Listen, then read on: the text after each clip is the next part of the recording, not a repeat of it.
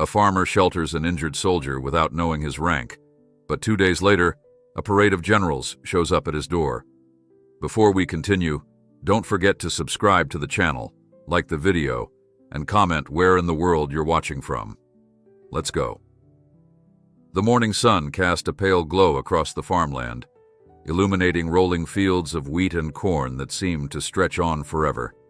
Henry Cole, a widowed farmer in his late 60s, stepped off his porch with the steady pace of a man who knew every inch of his land by heart. He had woken before dawn, as always, to tend to his animals and inspect the fences along the property's perimeter. Over the years, his strong hands had grown rough with calluses, and his shoulders carried the quiet dignity of someone used to laboring in solitude. Living alone in a creaking farmhouse built by his grandfather, Henry took pride in the quiet life he had carved out on these remote acres. He whistled, and an old hound named Rufus padded toward him from the barn. Rufus was slow these days, his muzzle gone gray, but he still wagged his tail whenever Henry drew near. Together, they wandered the perimeter of the fields, checking for signs of wildlife encroachment or broken boards in need of mending. Every so often, Henry paused to run his weathered fingers across a fence post, gauging how much longer it might last before it needed replacing. The chores were second nature, a comforting ritual in a world that rarely changed. Yet that day, the world did change for Henry Cole. On his way back from the farthest field, he spotted something crumpled near a low ditch by the road. At first, he assumed it was just a piece of tarp blown from a passing truck. But as he drew closer, Henry realized it was the slumped figure of a man, an unconscious soldier, judging by the torn remnants of camouflage. There was blood on the soldier's sleeve and a deep gash along his hairline. He lay still, half buried in the tall grass, his breathing shallow. Concerned and unsure how such a man had wound up injured near his property, Henry knelt down. He felt an unsteady pulse, but a pulse nonetheless. The soldier's skin was cold to the touch, and he muttered faintly in his delirium. Without a second thought, Henry hauled him up, mustering the strength of a man who had spent a lifetime behind the plow. Supporting the stranger's weight on his shoulder, Henry began the slow trek back to the farmhouse, Rufus trotting anxiously behind. Inside, Henry cleared space on the old couch in the living room and laid the soldier down with care. Though Henry had no formal medical training, decades of farm accidents had taught him the basics of first aid. He examined the soldier's injuries, a wound on his head that looked as if it had bled for hours, and a ragged tear along his upper arm. His uniform bore no clear name tag, just a few insignias Henry didn't recognize. The battered vest suggested the man might have been through a firefight, though Henry had no idea how the soldier had ended up so far from any nearby base. Working methodically, Henry cleaned the cuts, applied antiseptic, and bandaged them as best he could. He fetched blankets, tucking them around the stranger, while stoking the wood-burning stove to drive off the chill. As afternoon rays slanted through the windows, the soldier stirred. His eyes fluttered open, revealing a flicker of panic, but he was too weak to bolt upright. Henry placed a reassuring hand on his uninjured shoulder. "Easy now," Henry said, his voice low and calming. "You're safe here." The soldier's breathing hitched, and he tried to speak, but the words wouldn't come. Henry offered a cup of water, supporting the stranger's head so he could drink. Bit by bit, color returned to the soldier's face. He attempted to rise once more, brow creasing in pain. "Rest," Henry urged him. "You're not going anywhere until we fix you up." Though fear lingered in the soldier's gaze, it softened at Henry's kindness.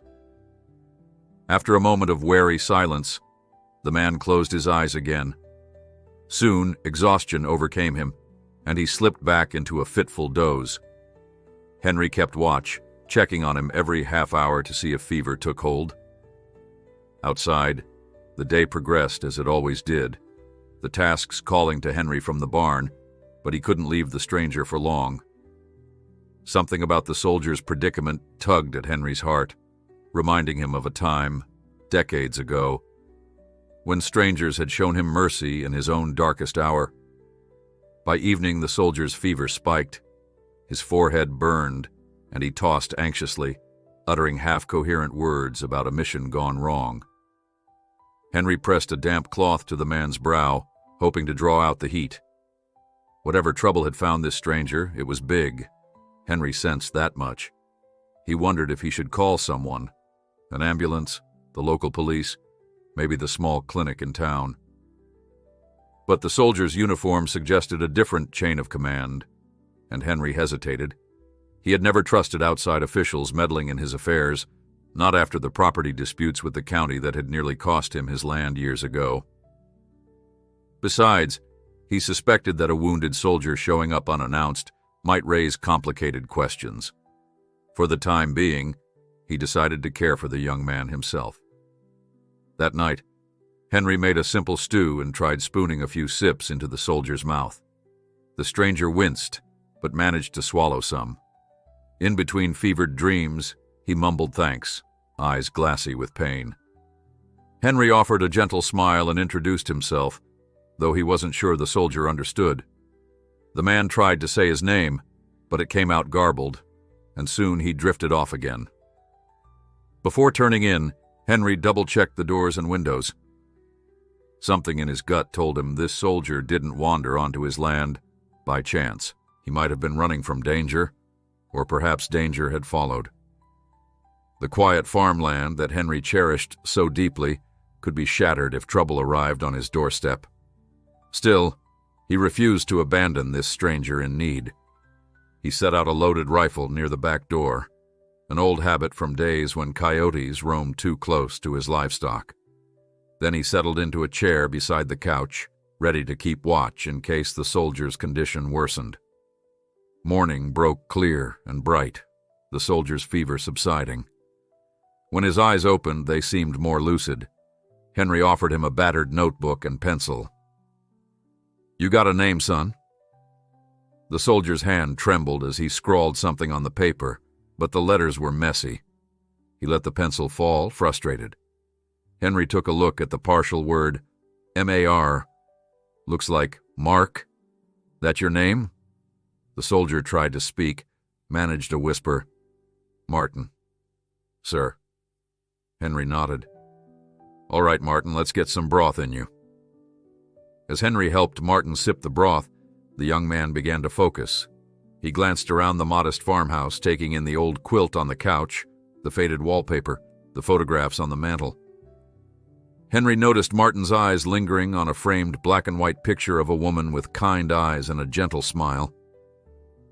"That was my wife," Henry said softly. "Lost her a few years back. It's just me and Rufus now." Martin parted his lips in an effort to apologize, but Henry only shook his head. "No need. You just concentrate on healing." For the first time, Martin's gaze fell on his own bandaged arm and the crudely stitched cut across his head. He touched the cloth uncertainly, as though confused it was there at all.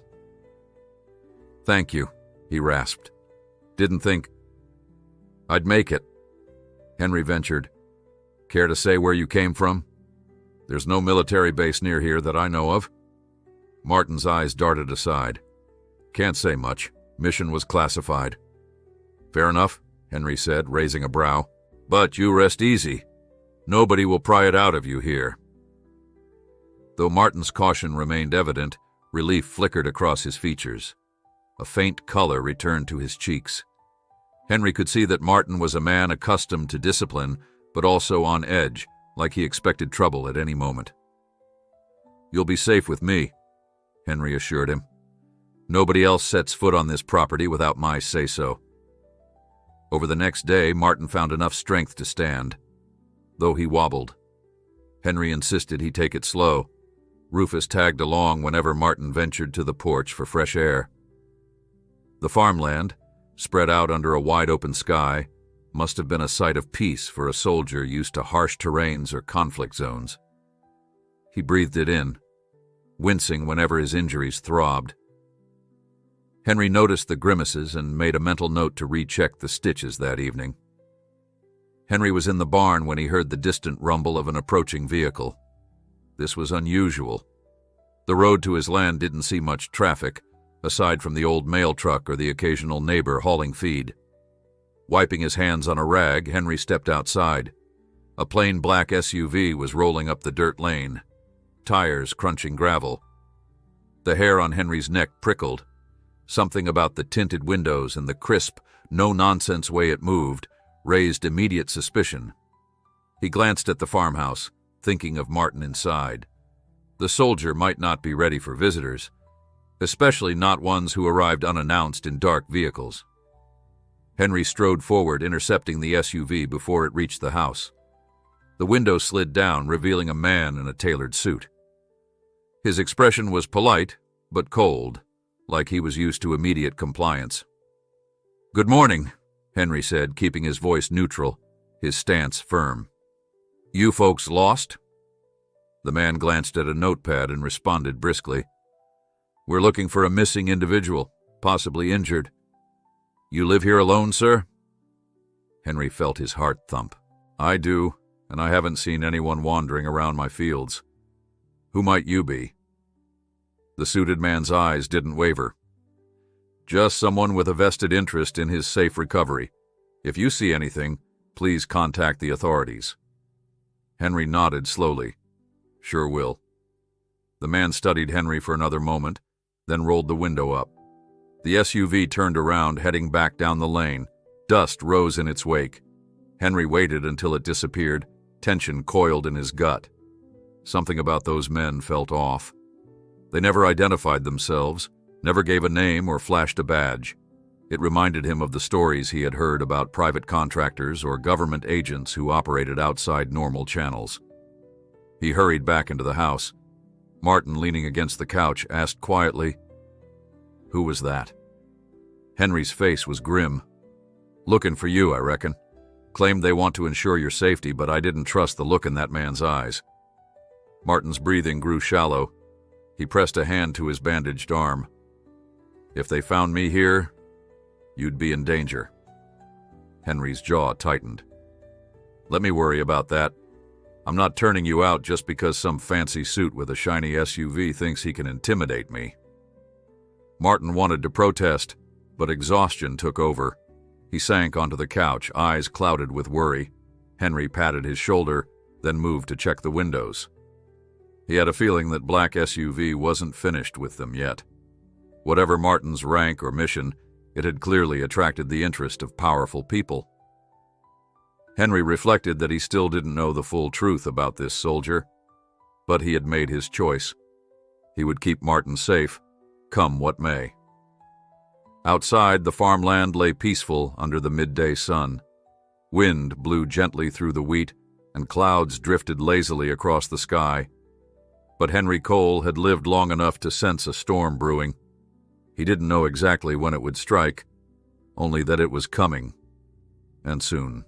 Henry sat at the kitchen table, a single lamp illuminating the rough-hewn planks, where he'd set out fresh bread and a pot of coffee. Martin had managed to walk into the kitchen under his own power that morning, favoring his injured arm. He lowered himself into the chair across from Henry, eyes darting toward the window as though he expected the black SUV to reappear at any moment. "I appreciate everything you've done," Martin began, his voice still raspy. "I'm not sure how long I can stay." Henry poured coffee into a chipped mug and slid it over. "Well, I don't see any reason for you to rush off," he said. "Those men who showed up yesterday aren't exactly from around here, and if they come back, I'll do my best to keep them off my land." Martin ran a hand through his short, dusty hair. He sipped the coffee, wincing at the heat. "I don't want to bring trouble to your doorstep," he said softly. "These people, they won't hesitate. I've seen how they operate." Leaning back in his chair, Henry studied Martin's face. He saw someone weighed down by a heavy burden of secrets. "Son, I've weathered all kinds of storms in my life," Henry replied. "Lost my wife to cancer, nearly lost my farm to bank troubles, had run-ins with county officials that ended in shouting matches. Might not be the same as your troubles, but I know how to stand my ground." Martin's gaze slid to the old rifle propped in the corner of the kitchen. "I see that," he said, clearing his throat. "Still, you have a right to know more about why I'm here." Henry reached for a slice of bread. "You don't owe me anything," he said. "But if it had put your mind at ease, I'm listening." Martin took a moment to gather his thoughts. "I'm part of a specialized unit," he said, speaking slowly as if picking each word with care. "My team was sent to handle a delicate operation. Things went sideways. I got separated, took a bullet, luckily just a graze, but I lost a lot of blood. I managed to keep going until I collapsed near your fields." Henry broke off a piece of bread, offering it to Martin. "And those folks in the SUV?" Martin exhaled. "Could be mercenaries. Could be from a private security outfit. They have connections in high places and aren't exactly on the right side of the law." Henry nodded. "So you're saying they might try to strong-arm me, or worse if they find you here?" "That's exactly what I'm saying," Martin replied. "If they suspect you're hiding me, they'll do whatever it takes to get me back in their custody." A hush settled over the kitchen. Outside, the wind pressed gently against the windows, and Rufus's nails clicked across the wood floor in the next room. Henry considered the danger. Years ago, he might have been terrified at the thought of armed men trespassing on his property, but age had brought a certain clarity. He knew that standing by your principles sometimes demanded risk, and he refused to be bullied on his own land. "Martin," Henry said at last, "I'm not going to throw you out. If the worst happens, we'll handle it. But I'd like you to be honest with me moving forward. If there's anything I need to prepare for, you'd better tell me." The soldier's mouth tightened, but he nodded. "I promise," he said. "I'm not looking to drag you into some conspiracy. I just need enough time to contact my own people. They'll come for me once they know where I am." Henry rubbed his chin. "Any idea who your own people might be? Are we talking a local base commander or—" Martin hesitated, eyes flickering with caution. "Higher than that," he finally said. "Let's just say my chain of command is a bit above the usual, but I have to find a secure line to call them. If I use a regular phone, those men might trace it." Henry tapped his fingers on the tabletop, mulling over his limited options. The closest neighbor was 5 miles away, and the nearest town had a public library with an outdated internet connection. "Tell you what," Henry said. "I know a local doc who comes around with a radio set up for emergencies. Dr. Tierney. He volunteers with search and rescue, has some advanced comms. If I can get a message to him discreetly, maybe he'll let us use his equipment." Martin straightened. "That could work. If it's encrypted or at least off the usual grid, there's less chance of interception." "All right," Henry said. "I'll head into town tomorrow. Folks know me, so it won't look suspicious if I make a few stops." Martin set the mug down. "I'll make sure I'm ready for trouble until then." They discussed the plan a bit more, deciding Martin would stay hidden if the SUV returned. Henry recommended the old storm cellar behind the house, where no one would think to look. Eventually, Martin rose and excused himself to rest, leaving Henry to attend to the usual farm chores. As Henry walked to the barn, he glanced over his shoulder at the battered soldier, trudging slowly toward the farmhouse. Despite Martin's injuries, a certain discipline underlay his every movement. Henry suspected that Martin outranked typical enlisted men, though he didn't know the details. Perhaps a captain or a major. It hardly mattered. Henry wasn't about to treat him differently. Yet something told him Martin carried more authority than he let on. That afternoon, Henry found himself clearing out the storm cellar. It was half filled with old boxes and rusted tools, remnants of decades past.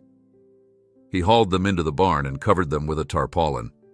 If Martin needed to hide, Henry wanted him to have at least a little breathing room. He set down a lantern, some blankets, and a few water bottles. The place smelled musty, but it was dark and secure. When he returned to the house, he found Martin leaning against the wall in the living room, his bandaged arm shaking slightly. You should be lying down, Henry chided gently.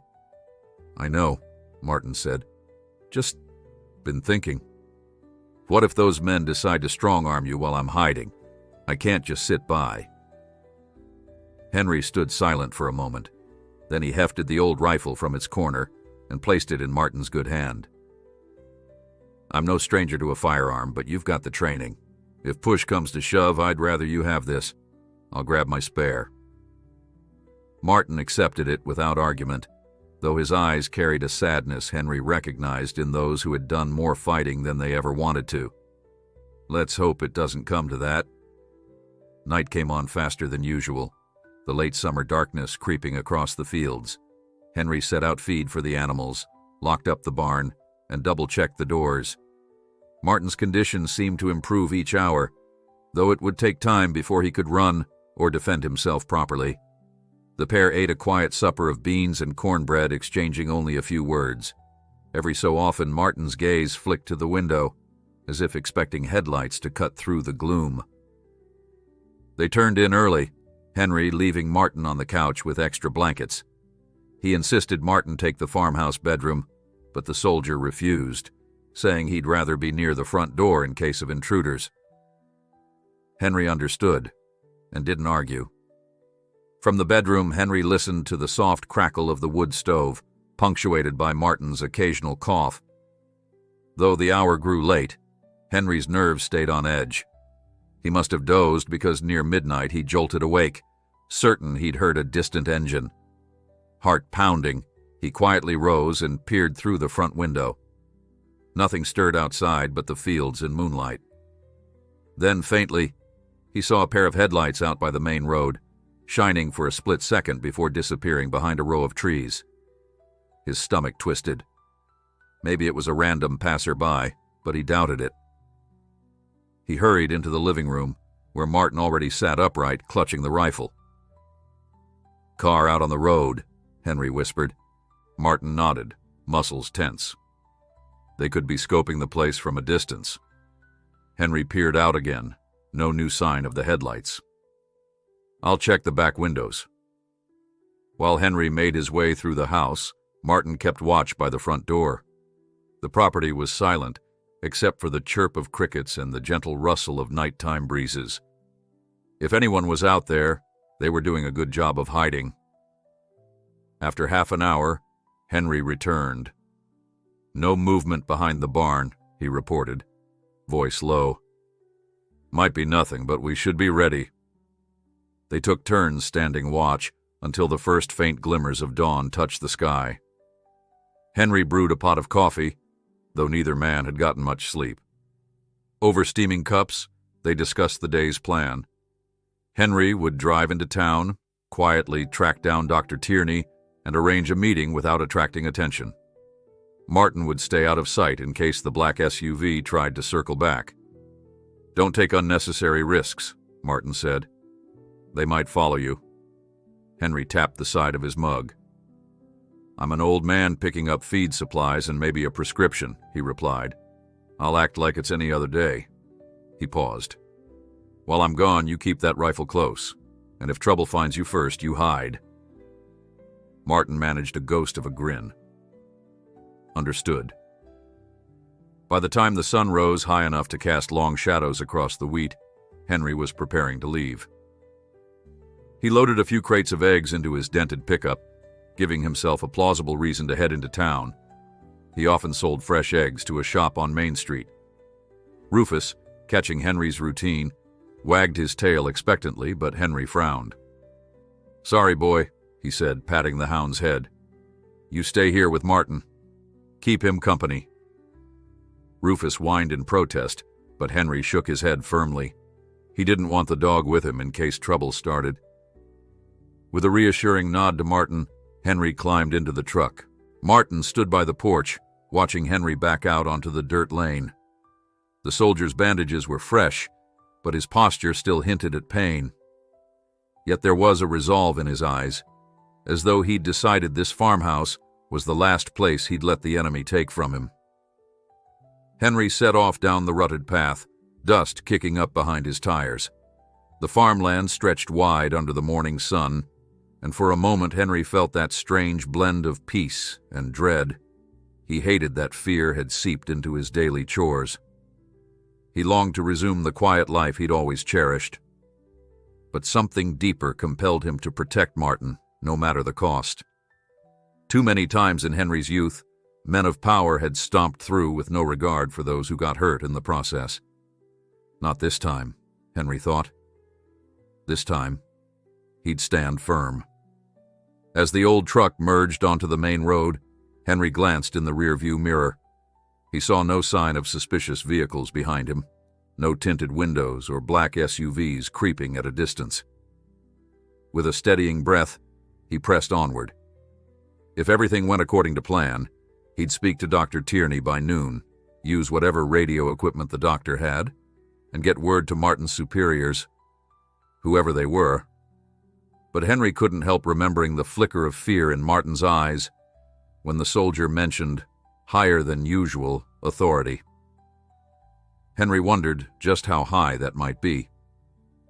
Ahead, the silhouette of the small town came into view.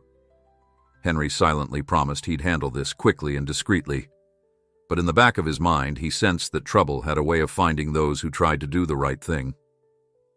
He pushed the thought aside and drove on, eyes peeled for any tail that might appear. Martin was counting on him. One way or another, Henry intended to follow through on his word. Henry drove slowly down Main Street, passing the small grocer, the pharmacy, and the post office. A few familiar faces waved from the sidewalks. He tipped his cap in return, hoping his unease didn't show. After parking outside the feed store, he hopped down from the truck and adjusted his suspenders. The store owner, a stout man named Roland, greeted him from the doorway. "Morning, Henry," Roland called. "You're in earlier than usual." Henry forced a smile. "Figured I'd get my errands done before lunch," he said, lifting the crates of eggs from the truck bed and setting them on the store's stoop. "Got a fresh batch for you." Roland eyed the eggs with approval. "These'll sell fast," he said, then lowered his voice. "Heard rumors some strangers are poking around the outskirts. Any trouble out your way?" Henry adjusted his hat. "Not sure yet," he replied vaguely. "But you let me know if you see anything strange." Roland nodded. "You bet. Folks around here look out for their own." They exchanged a few more words about the weather and the upcoming harvest festival. Then Henry excused himself, claiming he had to see if Dr. Tierney was in town. Roland offered no question. Everyone knew Dr. Tierney had an unconventional schedule and was often on the move. Henry thanked him, left the crates of eggs behind, and headed up the street. Each step felt heavier with the knowledge that time was slipping by. Back at the farm, Martin was alone, and there was no telling if those men might return. He found Dr. Tierney's battered Jeep parked beside the old clinic near the corner of Elm. A short flight of steps led up to the porch, where Henry rapped lightly on the door. Dr. Tierney himself opened up, wearing a rumpled sweater and exuding the faint smell of antiseptics. He was a tall, wiry man in his 50s, hair thinning around the temples. "Henry Cole," the doctor said, puzzled. "Everything all right? You usually don't come by unless it's about your knee acting up or that hound of yours." Henry managed a polite chuckle. "Knee's fine," he said. "Mind if I step in? Got a private matter to discuss?" Tierney's expression grew serious. "Of course, come in." Inside, the cramped waiting area lay deserted. Henry knew the clinic only opened certain days.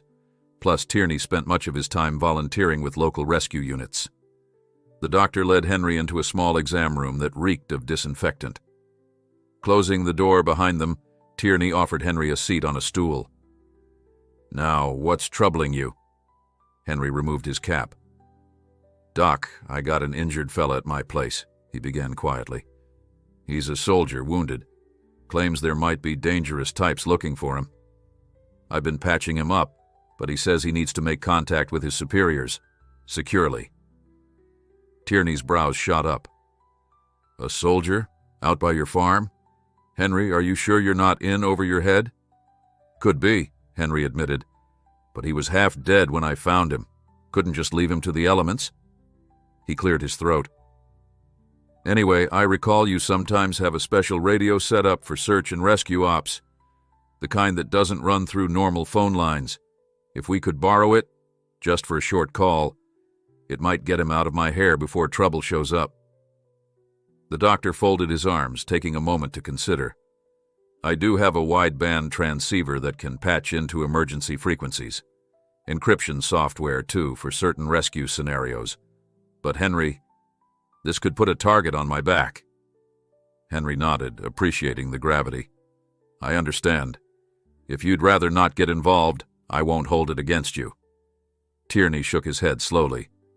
For someone else, maybe I'd refuse. But you've done plenty for this community, Henry. If you say this soldier's in real need, I'll help. Relief flooded Henry's features. Thank you, Doc. We'll do our best to keep your name out of it.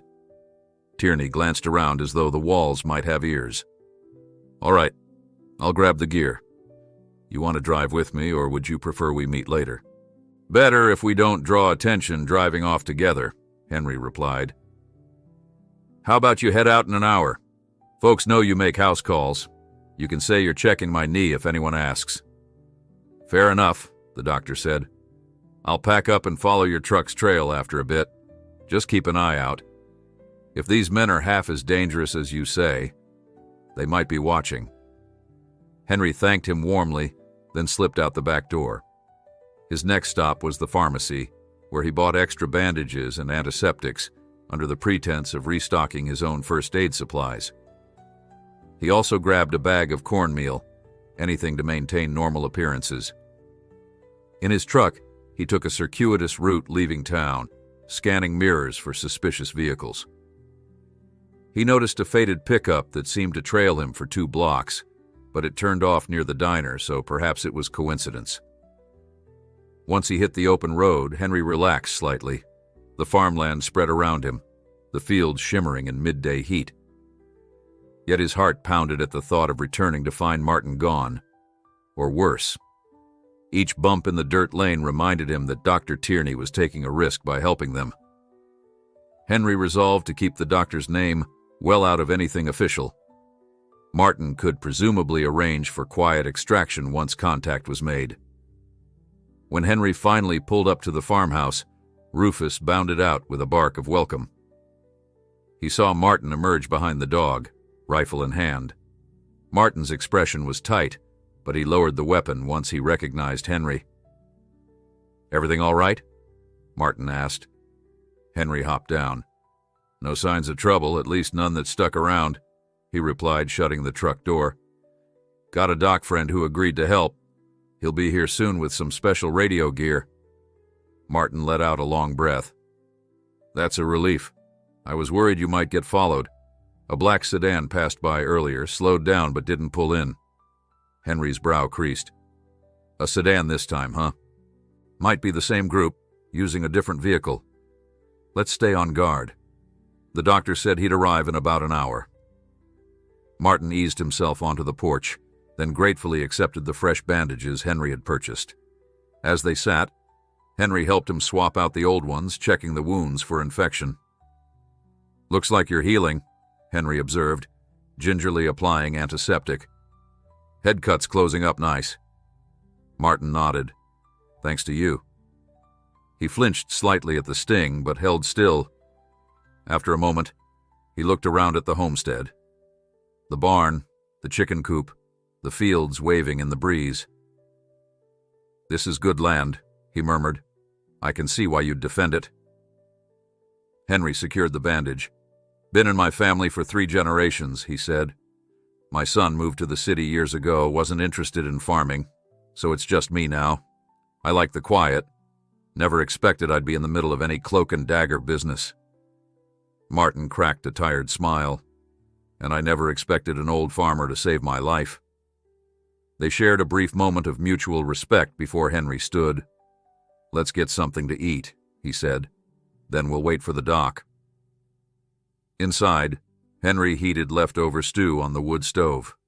The day had grown hot, so the warm interior felt stifling, but both men were too on edge to worry about comfort. Martin ate slowly, still regaining his strength. Every now and then he gripped the edge of the table, wincing if his stitches pulled. Time crawled until a faint rumbling signaled the doctor's arrival. Henry peeked through the window and saw Tierney's Jeep. Signaling Martin to keep out of sight, Henry stepped onto the porch as the Jeep parked near the barn. Tierney climbed out, holding a large metal case. "Afternoon, Henry," Tierney called in a genial tone, as though making casual conversation. "How's that knee of yours?" Henry forced a chuckle for anyone who might be watching. "Acting up again," he said loudly. "Come on in." Once they were inside with the doors latched, Tierney set down the case and exhaled. "I didn't see any suspicious cars following me. Let's hope that means we're clear." He turned and, upon spotting Martin, pressed his lips together. "You look worse for wear, son." Martin nodded politely. "Been through a rough patch, Doc. Thank you for coming." Tierney unclasped the metal case, revealing a compact transmitter, a handheld microphone, and a laptop with cables. "We'll need a quiet spot with minimal interference. Henry's told me a bit about your situation. Hope this is enough." Martin eyed the gear. "It should be. If I can set the frequency and encryption, I can reach my contact. Then I'll coordinate exfiltration." Tierney looked at Henry with an eyebrow raised. "Sounds serious," he murmured. "Where do you want this set up?" Henry directed them to a small side room, once used for storage. It had thick walls and only one small window. Martin carefully installed the transmitter, hooking it to Tierney's laptop. Tierney hovered, occasionally offering instructions about which switch did what. Henry stood guard in the hall, rifle leaning nearby. He couldn't help but notice how swiftly Martin's trained hands worked. Even injured, the soldier seemed to know exactly which settings to adjust. Soon, Martin powered up the device. A soft hum filled the room. He donned a headset, typed a code on the laptop, and waited. Static crackled. Then a voice, garbled at first, cut through. Martin kept his answers minimal, speaking in clipped phrases that Henry assumed were coded references. Tierney hovered over Martin's shoulder, tension evident. This was no ordinary phone call. That much was clear. "All right," Martin said at last, pressing a key that ended the transmission. He exhaled deeply, removing the headset. "They got my message. They're sending an extraction team. Should be here by tomorrow night." Henry blinked. "That soon?" Martin nodded. "My superiors don't waste time once they confirm a man is still alive. I gave them coordinates near the old logging trail a couple miles from here. Less chance of drawing attention to your farmhouse." Tierney disconnected the cables, packing them away with methodical care. "Well, I suppose that's good news," he remarked. "But it also means we have about 24 hours for these other folks to cause trouble, if they realize you've made contact." Martin ran a shaky hand across his bandage. "We'll need to be vigilant. I'll stand guard all night if I have to." Henry sighed. "We'll work in shifts," he said. "Doc, thanks for your help. Don't stick around too long, just in case." Tierney glanced at Martin. "Need me to check those wounds properly before I go?" Martin hesitated, but Henry nodded. "Better let him. You've been healing on my homemade patch job, but he's the professional." With practiced efficiency, Tierney examined Martin's injuries, changed dressings, and confirmed that no serious infection had set in. "You're recovering," Tierney noted, "but if you reopen those stitches, it won't be pretty. Take it easy." "Easier said than done," Martin said dryly, but he mustered a grateful nod. Tierney gathered his gear and faced Henry. "I'll slip out the way I came," he said, voice low. "Keep me posted if you need anything else. Otherwise, I'll assume you'll have things under control until your friend here is gone." Henry walked him to the porch, scanning the horizon for any unusual movement. The fields lay still in the warm afternoon sun, no hint of a lurking threat. Tierney gave a half salute and climbed into his Jeep. As the engine kicked up dust, Henry felt a pang of worry. Tierney had placed his own safety at risk. Henry could only hope those black-suited men wouldn't investigate the doctor's movements. Inside the house, Martin was already double-checking Henry's rifle. He nodded at Henry's return, tension etched into the lines of his face. "We have one more day," he said. "If they come before then, we hold them off." Henry put a hand on Martin's shoulder, feeling both the soldier's fear and resolve. "We'll do what we must," he replied quietly. Outside, the sun dipped toward late afternoon, casting long shadows across the farmland. Each passing minute brought them closer to a confrontation Henry had never imagined facing. But he had made his choice. With Martin's extraction looming, there was no turning back now. Henry and Martin spent the rest of the afternoon fortifying the farmhouse in small but strategic ways.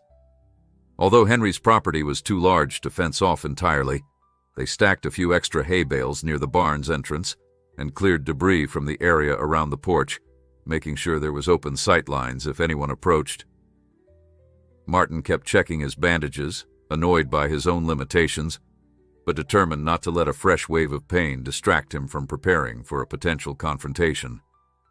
As the sun sank toward the horizon, Henry walked out to the edge of the farthest field, scanning the dusty road. No vehicles came into view. In another life, a quiet evening would have been cause for gratitude. Just the typical hush that signaled the end of a long day. Now, however, each empty mile felt charged with suspense, an unspoken question about who might emerge from the darkness once night fell. He came back inside to find Martin sorting through some spare ammunition, loading bullets into a second magazine for the rifle. Henry recognized that quiet focus from his own younger days. Though he'd never served, he'd known men who returned from combat with that same steely calm before a threat. Martin had insisted on clearing a small line of fire behind the farmhouse in case they needed to retreat. Henry had yielded, though every piece of him ached at turning his beloved homestead into a potential battleground.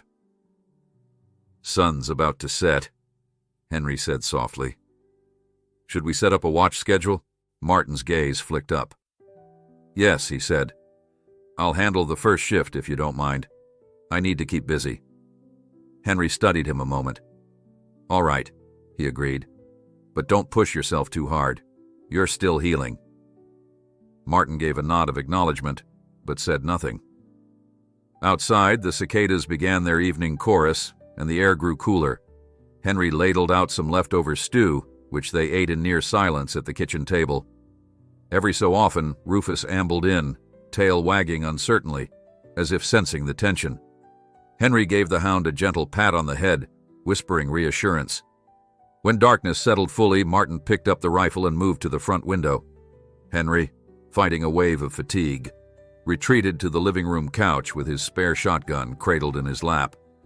The flickering lantern on the mantel cast long shadows across the walls. He tried to keep his eyes open, but the exhaustion of the past days had worn him down, and his head soon drooped in an uneasy doze. A sharp whisper woke him. "Henry, someone's outside." Heart pounding, Henry jerked upright and grabbed the shotgun. Martin crouched by the window, rifle ready. Through the glass, Henry could see only blackness, but Martin gestured for him to kill the lantern. Henry quickly doused the flame, plunging them into near-total darkness. They waited, hardly daring to breathe. Then Henry heard it. A faint crunch of gravel, a muffled sound of footsteps near the front of the house. His heart hammered so loudly, he feared it might give them away. By the faint moonlight spilling in from the windows, he glimpsed Martin's silhouette inching forward, finger hovering near the trigger. "Hey, Cole," a man's voice called out softly. Henry recognized it at once. Roland, the feed store owner. Shock rippled through him. Why would Roland be sneaking around in the middle of the night? Henry motioned for Martin to lower the rifle. Then, still keeping the shotgun at the ready, he carefully opened the door a crack. "Roland," Henry whispered, stepping onto the porch. Rufus followed, tail down, uncertain. "What on earth?" Roland, illuminated by a sliver of moonlight, lifted his hands to show he was unarmed. "Didn't mean to spook you," he said in a hushed tone. "Couldn't come by during the day. Didn't want anyone seeing me." Henry's chest unclenched, though he maintained a wary posture. "You mind telling me why you're creeping around my house at this hour?" Roland let out a breath. "Look, I might have caught wind of something you ought to know. After you left town earlier, a couple of men came by my store asking about you. Fellow in a suit and another with a shaved head, both real pushy.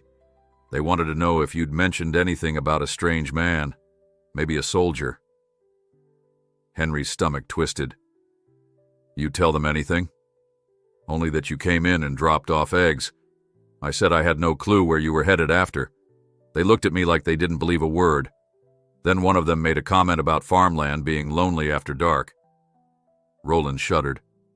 "I figured they might pay you a visit, so I waited till nightfall to slip away. Didn't want them following me." "Thanks," Henry said, swallowing hard.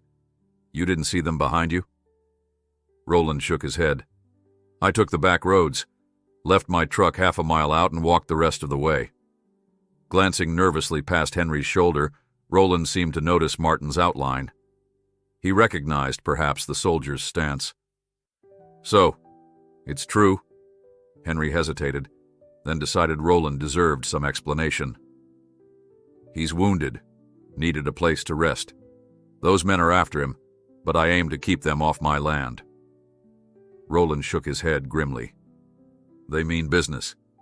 If you need help, the rest of us will do what we can." He paused, dropping his voice, though not sure what that might be. "They look like the types who don't mind hurting people." Martin stepped forward, stiff but composed. "Thanks for the warning," he said, his voice quiet yet firm. "And I mean that. But you'd better get home safely. No reason for you to get caught up in this."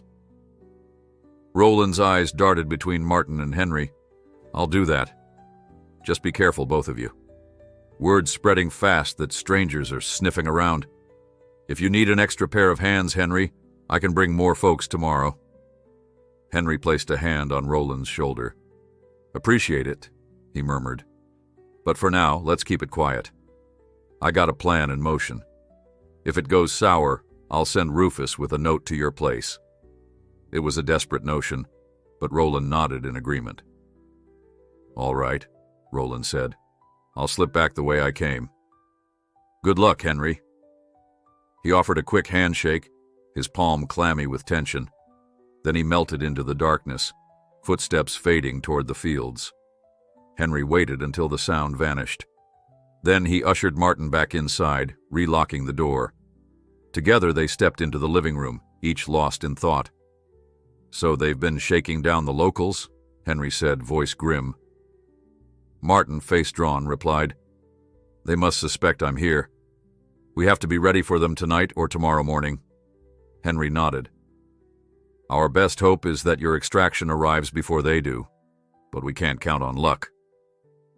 They resumed their vigil in the dim rooms. Henry insisted on taking over so Martin could rest at least a couple of hours. Martin finally agreed, reluctant, but aware he needed strength if a firefight erupted. So Henry positioned himself at a front window. The quiet farmland seemed almost serene under the moon's glow. Despite the tension twisting in his gut, Henry felt an odd sense of pride. His community, or at least men like Roland, refused to abandon him. The hours dragged. At one point, Henry's eyelids grew heavy, but he forced himself to stay alert. Shortly before dawn, Martin reappeared, gently touching Henry's shoulder. "I can take over," he whispered. Henry shook his head. "I'm fine. Just rest a bit more." A faint smile tugged at Martin's lips. "I've known hardened soldiers who can't manage a full night watch. You sure you're good?" Henry patted his own chest. "I've had decades of practice with sleepless nights. Crop emergencies, sick animals. This isn't my first time staying up." Martin's expression turned thoughtful. "Even so, we can't let ourselves get run down. We need to be sharp." Henry yielded, exhaling slowly. "Fine. I'll grab a quick nap. Wake me if you see headlights or anything that doesn't belong." They switched positions. Henry dozed in a chair, shotgun propped beside him, Rufus lying at his feet. The dog's soft breathing mingled with the hush of approaching dawn. In the back of Henry's mind, a storm of worries churned, but exhaustion momentarily won out. He awoke just as the first faint glow of morning traced the horizon. Martin stood at the window, shoulders rigid, scanning the property. Henry rose and stretched, kneading the stiffness from his joints. "Everything quiet?" Martin nodded. "So far." They stepped outside to greet the day. Pale gold light spread across the fields, but the usual feeling of calm was tempered by the knowledge that time was running short. Martin's extraction could happen by nightfall, if all went well. That meant the black-suited men had maybe 12 hours to make their move. Henry performed his routine chores, carefully looking for any sign of tampering. The barn stood silent, the hens clucked in their coop, and the surrounding fields seemed empty. Yet a prickle of unease refused to leave. He patted the old tractor, remembering simpler times. With every breath, he realized how precious his land was, how easily it could be disturbed by forces beyond his control. After checking the perimeter, Henry and Martin met back on the porch. Over a quick breakfast of scrambled eggs and coffee, they solidified the plan. Martin would keep watch from the second floor, using an old bedroom window as a vantage point. Henry would continue about his tasks in the yard, ready to retreat at the first sign of trouble. If the men arrived in force, they'd try to hold them off until Martin's extraction team came. The idea of exchanging gunfire on this peaceful farm felt surreal, but neither man had illusions about what might be necessary. The morning passed quietly. Henry pretended to fix fence posts along the property's edge, occasionally glancing toward the main road. Martin remained upstairs, scanning with a pair of Henry's old binoculars. Rufus wandered back and forth between them, ears perked as though he sensed their tension. By midday, the sun blazed overhead, but still no sign of an approaching vehicle. Henry grew restless. Martin, too, seemed on edge. Had the threat vanished? Had the men decided Henry's place wasn't worth investigating further? No, Henry thought. They're probably just waiting until we drop our guard. So he forced himself to remain vigilant, and in his heart, he prayed that the extraction would come before nightfall. Though he didn't much believe in miracles, he figured a little hope couldn't hurt. When Martin climbed down from the upstairs vantage point around noon, his face was lined with fatigue but also resolution. "No movement," he said quietly, "but I've got a feeling it's going to happen soon." Henry just nodded, the pit in his stomach telling him the same. Sometimes the worst storms arrived when the air was utterly still. By mid-afternoon, the farmland lay bathed in shimmering heat. The sky was a stark blue expanse without a single cloud, and the cicadas had begun their persistent buzz, as though warning that something was about to break. Henry and Martin had drifted into an uneasy routine. Martin periodically climbed the creaking stairs to scan the horizon from an old bedroom window, while Henry busied himself outside, pretending to work on tasks that were far less urgent than the threat lurking beyond the property lines.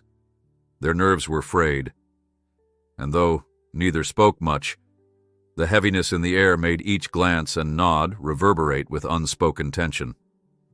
Martin took a moment to check the rifle's chamber one more time, a habit he'd repeated throughout the day. Whenever Henry caught sight of him doing it, the old farmer would offer a grim nod. He understood that vigilance was all they had left. Sometimes Henry found himself recalling the day he'd rescued Martin from the ditch, how the soldier had been so close to death. It felt like a lifetime ago. Now Martin appeared stoic and grim, prepared to face whatever might come for him. The two men shared an unspoken understanding that the next few hours could turn deadly. A little after 3, Henry climbed onto his porch to rest in the shade. He sipped tepid water from a tin cup, eyes narrowing as he studied the main road. Nothing. He listened for motors, the crunch of tires, or any echo of approaching footsteps, but the only sounds were the hum of insects and the occasional caw of a distant crow. Leaning the shotgun against the porch rail, Henry tried to recall if he'd ever felt such crushing anticipation. Not even during the worst storms or the most uncertain harvests had he been so keyed up. Then, around 4, Martin slid through the front door, rifle held in both hands. "I think I saw movement," he said quietly. "Far side of the western field. Could be a car on the back road." Henry stood, heart hammering. "You sure?" "Not completely," Martin admitted. "Something glinted. Metal in the sunlight, maybe. I'll keep watching." He paused, scanning Henry's face. "Your extraction might arrive before nightfall, you said," Henry ventured, his voice hushed. "Will they contact us first, or just show up?" "They'll likely contact me by the same channel," Martin replied. "But we can't run that transmitter constantly. We could do a quick check if you want." Henry shook his head. "Better to keep transmissions minimal. That fancy gear you used might tip off anyone scanning for signals." He retrieved his hat. "If you saw movement, let's get ready. Could be a false alarm, but best not to assume." They lapsed into silence, each finding a place to keep watch. Martin returned to the upstairs vantage point, while Henry settled near the back window that overlooked the barn. His palms were damp around the shotgun. Every time the house creaked or the wind rattled a loose board, Henry's nerves jolted. He loathed the idea that he might soon exchange fire with strangers on his land, but there was no choice if they came with violence. He'd protect Martin. He'd protect his farm. That was final. Minutes ticked by. Sweat trickled down Henry's brow, and the afternoon sun slanted lower. He was about to check on Martin when he heard the soldier's hurried footsteps descending the stairs. "Vehicle approaching," Martin called. "It's on the main road now." Henry's heart seized. He dashed to the living room, peeking through a narrow space between the curtains. Sure enough, a dark SUV rolled into view, moving slowly as though the driver was searching for something. The same type as before, tinted windows, sleek and ominous. Henry swallowed hard. "That's them," he murmured. Martin's jaw flexed. "We need to be ready to warn them off or take cover." At first, the SUV paused near the gate to Henry's driveway, then continued on, passing by the house without turning in. Henry watched it go, the tension in his chest threatening to burst, but the SUV only traveled a short distance before stopping. Through the thin gap in the curtain, Henry could just make out the brake lights glowing red. It idled there as if in deliberation for several seconds. Suddenly the SUV reversed, backing up along the dirt road until it aligned once more with Henry's gate. Then it turned in, creeping along the lane that led toward the farmhouse. Adrenaline spiked through Henry's system. He glanced at Martin and motioned for him to step out of direct view of the windows. Martin, rifle raised, positioned himself behind a sturdy wall near the living room's entrance. Rufus sensed the alarm and slunk under the table, ears flat. From Henry's spot at the front window, he could see the SUV approach, tires stirring up a haze of dust. It stopped a good 30 yards from the house. The engine idled, driver's side door facing away. Then, with infuriating slowness, the driver's door opened. A man in a fitted suit emerged, the same figure Henry recalled from the earlier visit. He scanned the property, one hand resting near his side as though he expected trouble. Henry inhaled, shouldering the shotgun. Then, deciding it might be safer to control the encounter on his own terms, he carefully stepped onto the porch, motioning for Martin to stay back inside. Squaring his shoulders, Henry descended the steps and walked a few paces across the packed dirt, keeping his weapon pointed slightly downward but ready to lift at a moment's notice. The suited man lifted both hands in a show of feigned harmlessness, though his confident stance betrayed no fear. "Afternoon," Henry called, voice taut. "I remember you." The man inclined his head. "We spoke briefly the other day. I've been told you might be harboring someone who doesn't belong here." Henry let the corners of his mouth twist into a humorless smirk. "This is private property," he said, "and I don't like trespassers." Two more men stepped out of the SUV on the passenger side, each clad in dark clothes that could have been uniforms without insignias. They hung back, assessing Henry. One clutched a small device that might have been a handheld scanner of some kind. "Let's not make this difficult," the suited man continued, unperturbed by Henry's shotgun. "We have credible intel that a wounded individual, a deserter from certain special operations, is hiding here. We'd prefer to take him into custody without any unpleasantness." Henry's gut churned. Their story about Martin being a deserter hardly rang true, but they'd spin any lie to justify an arrest. "I told you before," Henry said. "I haven't seen any wounded soldiers. Now why don't you and your goons get off my property?" A flicker of irritation crossed the man's face. "We don't need your permission, Mr. Cole," he said calmly.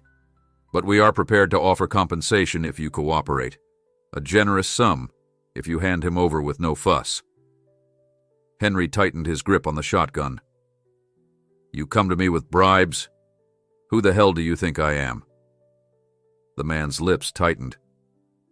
"We think you're a reasonable man who could profit from a quick and painless transaction. Otherwise you risk your life and your land for a stranger." Henry's eyes flashed. "If you think you can scare me, you're sorely mistaken." At that, one of the men behind the SUV took a step forward, hand resting near his concealed holster.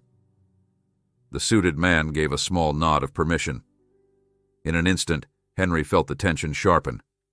He knew if he fired first, they'd brand him a murderer, but if he waited too long, they might try to disarm him. He steadied his breath, heart pounding. Out of nowhere, the old hound Rufus burst from the porch, barking furiously. The dog must have sensed Henry's alarm.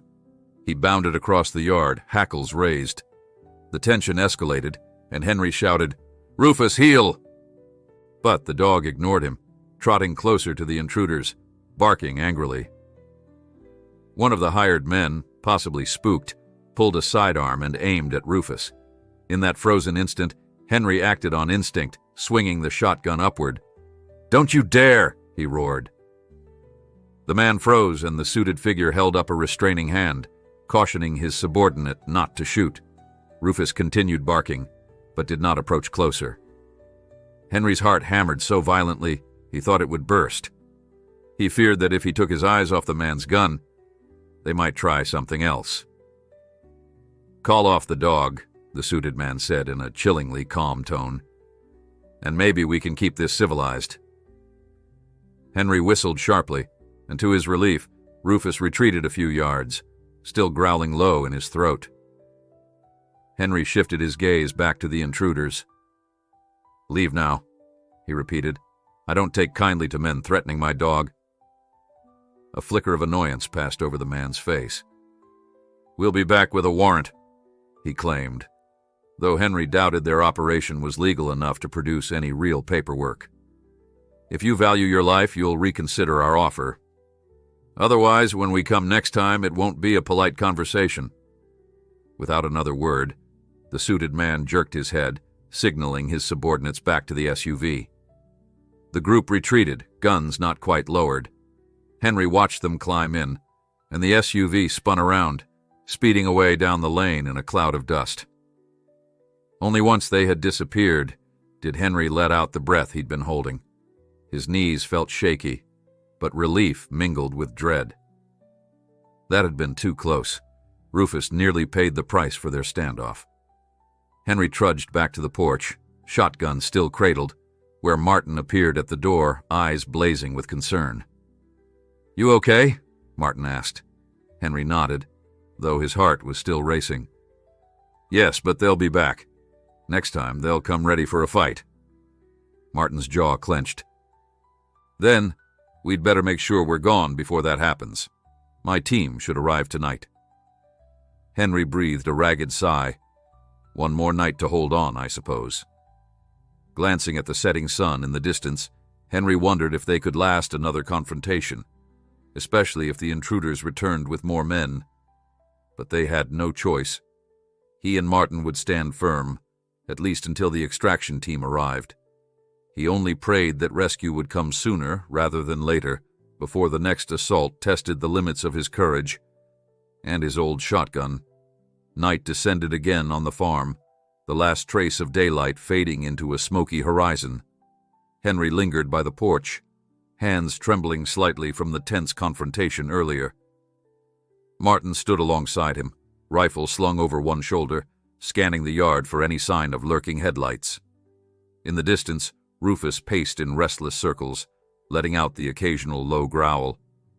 For a time, no one spoke.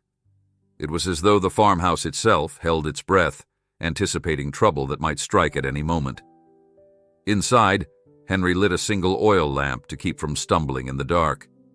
He wanted to avoid drawing unwanted attention, so the windows stayed shuttered and the rest of the house remained dim.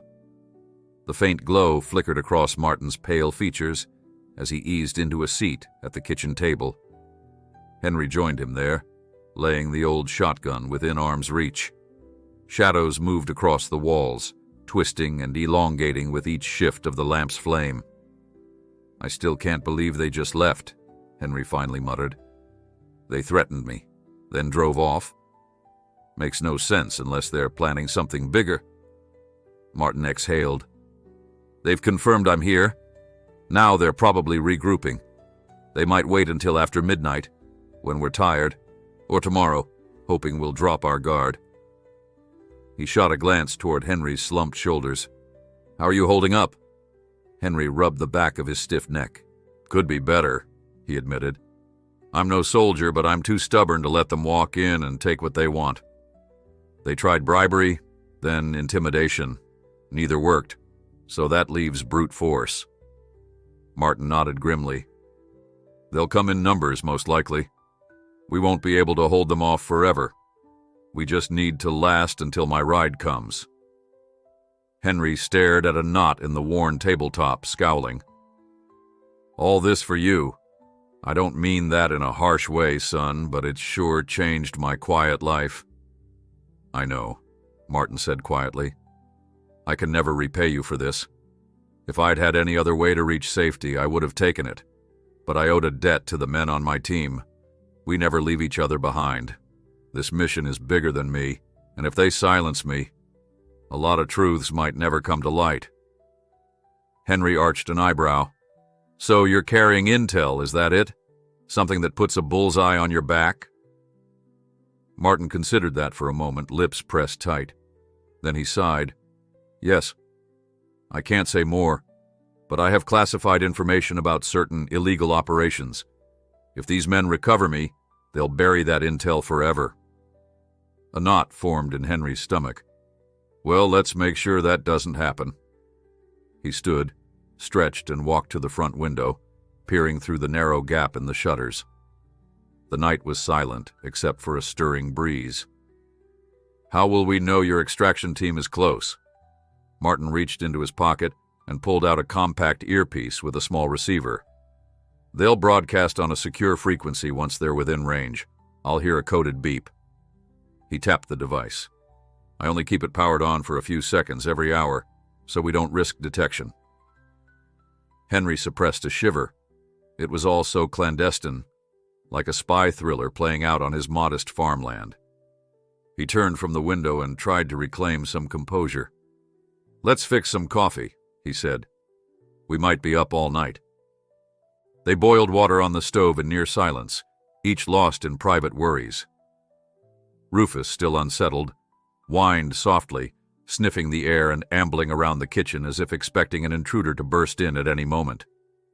The coffee was strong and bitter, but Henry welcomed its warmth.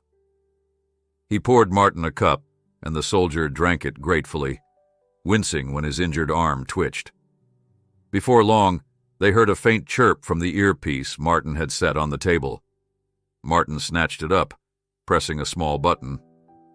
After a tense pause, he shook his head. "Nothing but static. Probably just interference," he said softly. I'll try again in an hour." Henry glanced at the clock, its hands glowing faintly. It was just past 9. For a moment he thought about how he'd normally be reading in bed by now, dozing off beneath a single lamp. Instead, his home felt like a fortress under siege. He said a silent prayer that they wouldn't have to use lethal force tonight, or ever.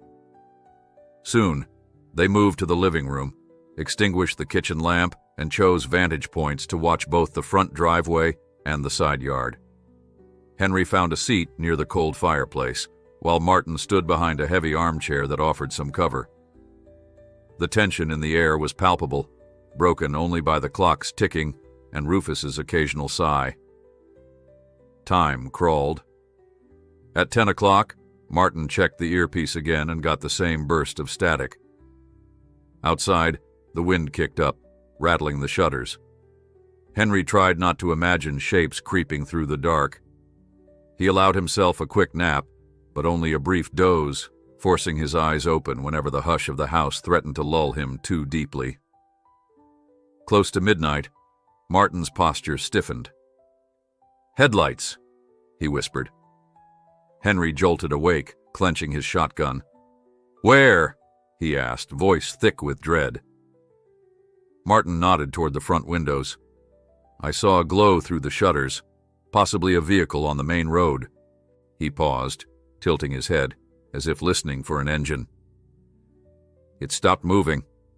Could be them or maybe just someone turning around. They waited. Seconds passed like hours, hearts pounding. Then came a low rumble of an engine drawing nearer. Henry's palms grew slick with sweat.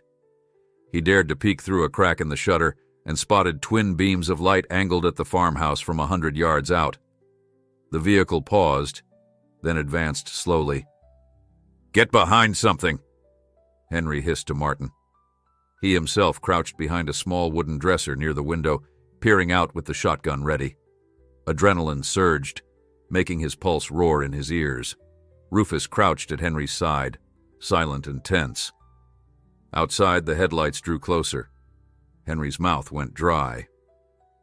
As the beam swept across the yard, he saw it wasn't the black SUV from before.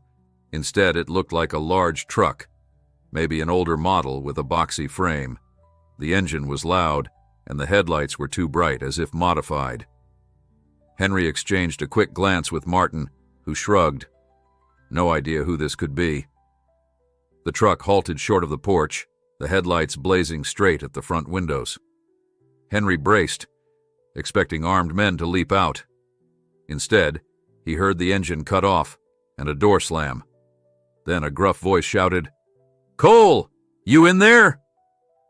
Blinking in surprise, Henry lowered the shotgun slightly. "Who's asking?" he called back, trying not to betray his anxiety.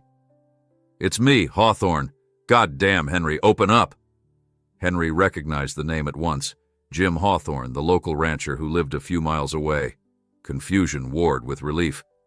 He motioned to Martin to keep out of sight and carefully opened the door a crack. Jim Hawthorne stood in the glare of his headlights, a tall man with a wide-brimmed hat and wiry frame. In one hand, he carried a rifle, but it was pointed at the ground. "Hawthorne, what on earth are you doing out here at this hour?" Henry demanded, stepping onto the porch but keeping a safe distance. Jim climbed the steps. "Got a message from Roland," he said, shifting from foot to foot. "Said you might be in trouble with some real nasty folks. Figured I'd drop by to see if you needed backup." Henry wanted to sag with relief, but he was also annoyed. "Backup? You could have called." Jim shook his head. "Didn't want phone lines tapped or anything. You never know. Roland told me men in suits were hassling you. If they came back, I wasn't going to let you face them alone." From inside the house, Martin hovered near the door, hidden behind a curtain. Henry flicked a glance at him, trying to gauge whether to reveal Martin's presence. Then Henry sighed. "I appreciate the thought, Jim, but I don't want you getting hurt. These men aren't messing around." Jim spat onto the ground. "Neither am I. We ranchers know how to defend ourselves. I got a few extra guys in my truck bed if it comes to that." Henry nearly did a double take. "You brought extra men?" "Yeah," Jim said, jerking a thumb over his shoulder. "Couple of ranch hands who owe me favors, plus a friend from out of town. They're all armed. We can post up around your property and keep watch if you want." While Henry was touched by the show of solidarity, he felt uneasy about the risk. "Those men are professionals, Jim," he warned. "They won't hesitate to pull the trigger." Jim's expression hardened. "Then we won't hesitate either. Look, Henry, me and the boys talked it over. You've always helped us whenever we were in a bind. Now it's our turn. Besides, we can't have outsiders terrorizing neighbors. This is our land." Henry felt a surge of gratitude, tempered by worry that innocent men might get hurt. Still, refusing Hawthorne's help might leave him more vulnerable. "All right," he relented, "but keep your distance from the house in case bullets start flying. My friend and I have a plan for an exit if needed." Jim nodded. "Understood. We'll park around back near your barn. Keep watch on the perimeter. If those creeps show, we'll be ready. Just signal if you need help." With that, he climbed down the porch and waved at the truck, whose headlights still illuminated the yard. Several silhouettes jumped out of the truck bed. Henry counted at least 3 men. They headed off behind the house, weapons at the ready. Henry closed the door, turning to Martin with a rueful half-smile. "Looks like we have ourselves a small militia," Henry muttered. "Farm folk sure are something." Martin slowly set down his rifle. "They might scare away your visitors, or at least buy us time," he acknowledged. Then, with more sincerity, he added, "I'm grateful your neighbors are willing to stand up for you. Not everyone would." Henry nodded, flicking off the porch light. "They're decent people," he said. "I just hope none of them ends up paying for it." They retreated to the living room, tension still high but slightly eased by the knowledge that watchful neighbors were now scattered around the property. If nothing else, the black-suited men wouldn't find it easy to stage a surprise attack. Henry glanced at the clock, nearly midnight. He nodded at Martin. "Check that earpiece," Henry suggested. "Might as well see if your ride's inbound." Martin powered it on. Static greeted them, but suddenly a faint beep pierced through the hiss. Martin's eyes lit up. "They're close," he briefed. "I can't transmit a reply on this device, but if they're pinging me, it means they're maybe an hour away." Henry felt fresh adrenaline surge. "An hour? That's good. If we can avoid a firefight until then." Martin slid the earpiece back into his pocket. "We just have to hold tight," he agreed. "When they arrive, I'll slip out quietly to meet them at the coordinates. Then this will all be behind you." Henry's gaze flicked around his cozy living room, taking in the old photos, the worn furniture, the memories of simpler times. He hoped Martin was right. Another hour, maybe 2, and the soldier would be gone. Perhaps Henry's life could return to normal, but a tremor of doubt still gnawed at him. He had a sense that these events wouldn't vanish without lasting repercussions. A soft knock sounded at the back door, nearly causing Henry to jump. Martin tensed, raising the rifle again. Henry edged toward the kitchen, calling through the door. "Who's there?" "It's Jim," came the whispered reply. Henry opened the door a sliver to see Jim's face. The rancher looked agitated. "Henry, my guys spotted a pair of headlights circling the north field. We think they're the ones from earlier, or someone like them. They're just creeping around, no headlights now, but we saw them switch off the beams." Fear pinched at Henry's chest. "Any sign they're coming closer?" "Hard to tell. They might be scouting on foot." Jim glanced over his shoulder. "We'll try to move around and intercept, but I wanted you to know." Henry thanked him, heart pounding. As Jim vanished into the darkness, Henry closed the door and turned back to Martin. "Time's almost up. They might make a move before your people get here. Are you sure we can't just slip away quietly?" Martin pressed his lips together. "They'll have watchers posted. If we try to escape on foot, they'll catch us in the open. Better to hold out until my team arrives in force." Henry gripped the shotgun.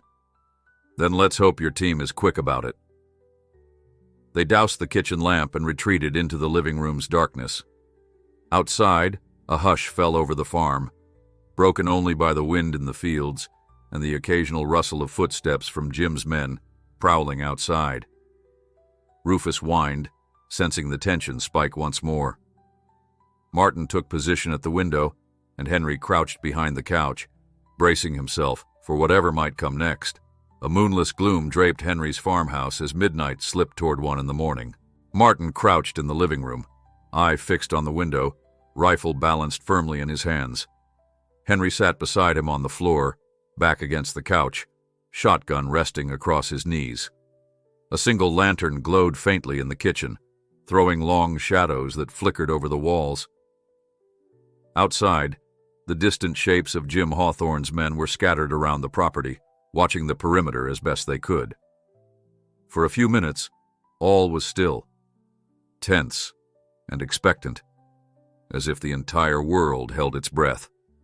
Then a shot cracked through the night air. Henry's heart seized. At first he couldn't tell where it came from, but Martin rose, straining to hear. Another shot rang out, then a muffled shout.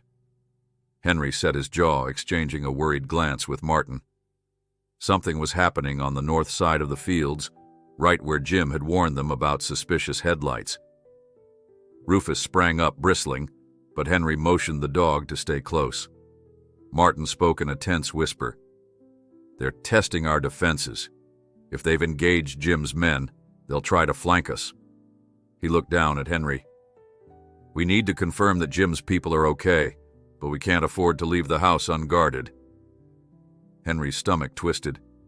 He loathed the idea of sitting idle while neighbors might be under fire, yet he understood the logic.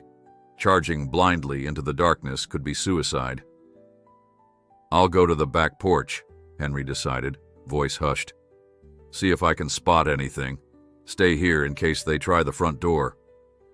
"All right," Martin agreed, shifting his rifle. "If it gets bad out there, holler. I'll come running." With that, Henry crept through the kitchen, stepping carefully around the scattered chairs.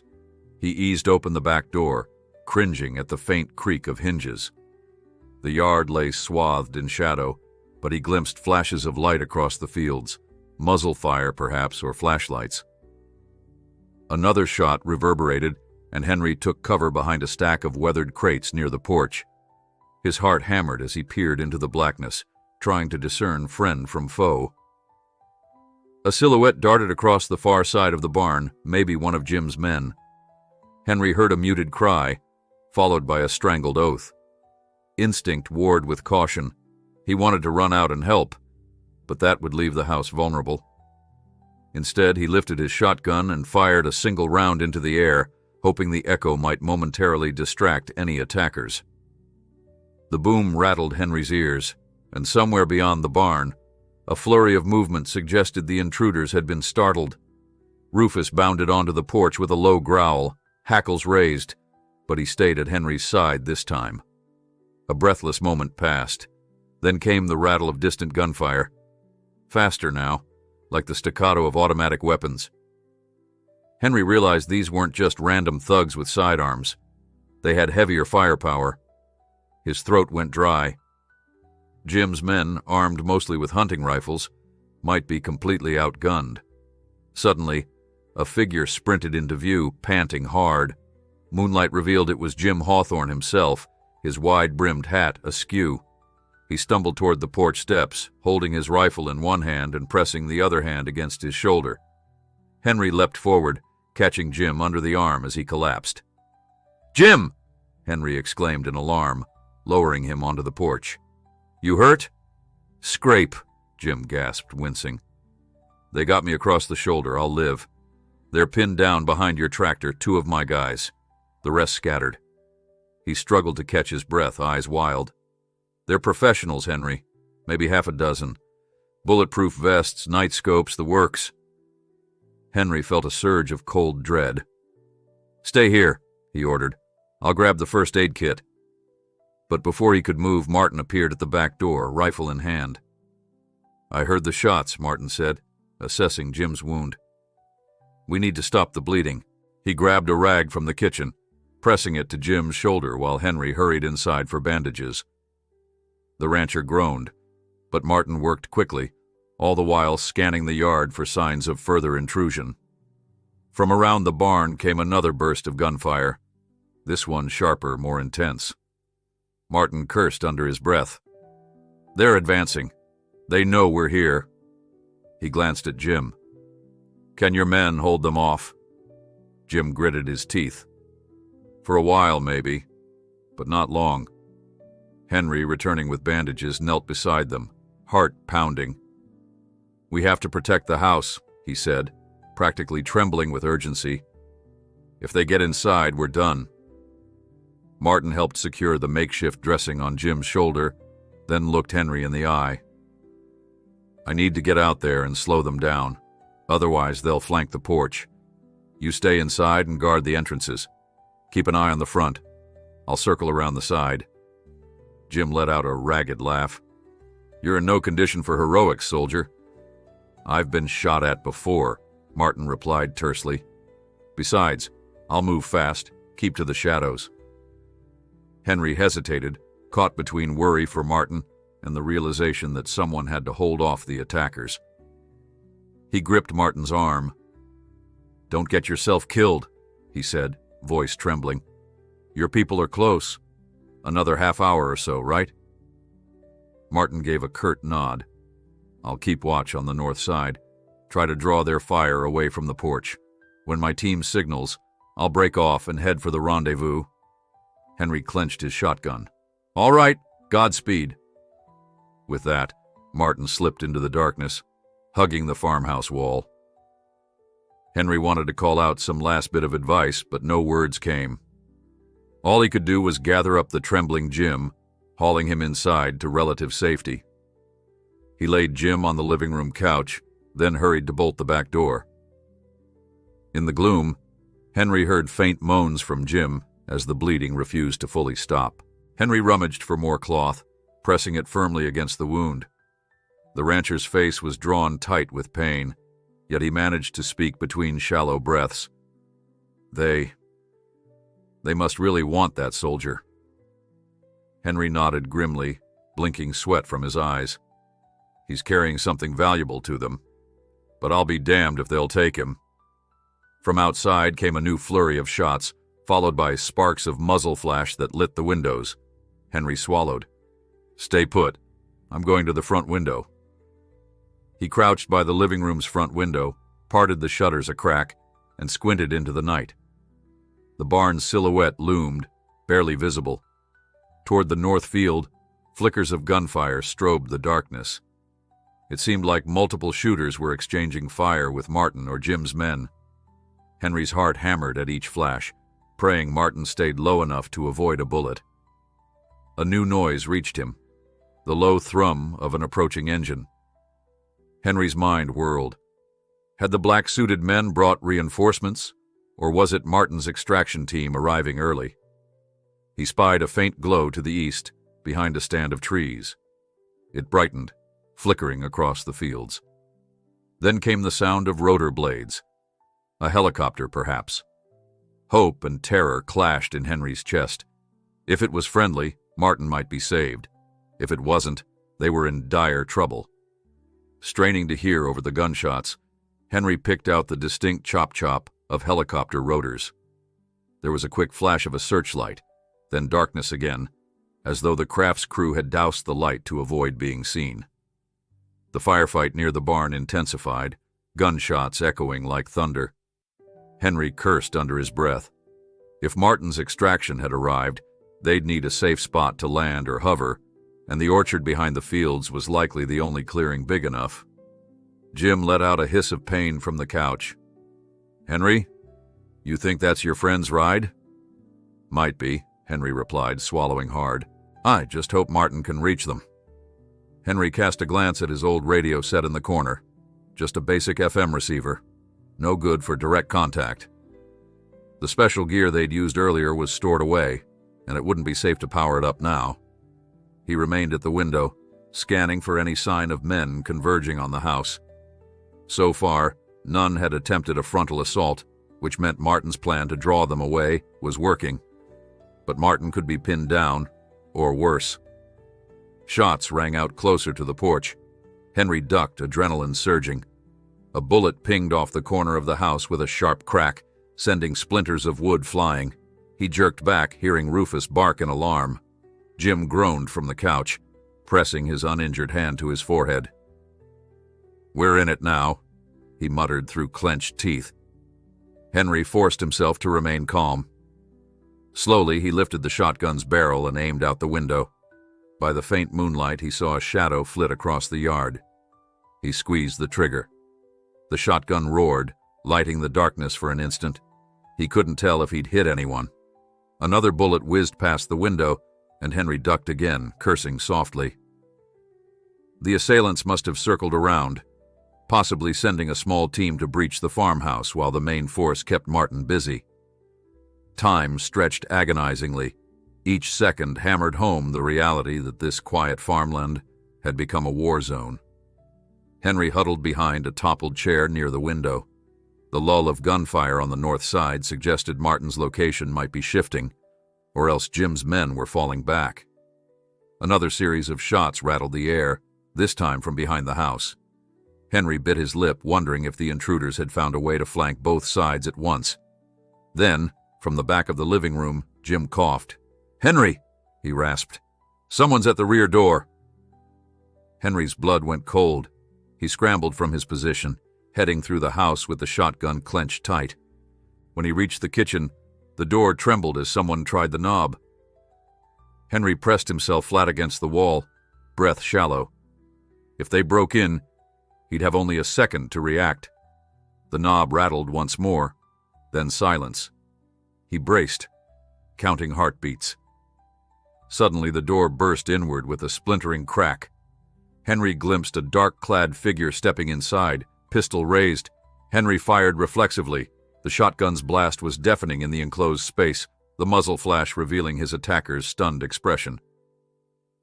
The intruder staggered, dropping to his knees with a choking gasp. Another shape loomed just beyond the threshold, returning fire blindly. Bullets smacked into the cabinets, sending wood shards flying. Henry threw himself to the floor, feeling shards graze his cheek. The second intruder retreated amid a flurry of curses in a language Henry couldn't place. Breathing hard, Henry crawled behind the table. The wounded man on the floor writhed, trying to lift his pistol, but Henry kicked it away, heart pounding so fiercely it made him dizzy. He'd just shot a man in his own kitchen. The raw reality shook him to the core, but he forced himself to stay focused. Another bullet zipped through the open door, smashing plates on the counter. Rufus barked wildly from somewhere in the living room. In the confusion, Henry heard new gunfire erupt outside, heavier and more rapid, as though more combatants had joined. Shouts overlapped, engines revved, and the roar of helicopter blades intensified. Henry crouched there, struggling to make sense of the chaos, until he heard a staccato burst that sounded different. Tighter, more controlled. Through the window, a blaze of white light suddenly lit the backyard. Perhaps a spotlight from the helicopter. Then Martin's voice rang out, muffled but clear enough. "Stand down! U.S. operators on site, drop your weapons!"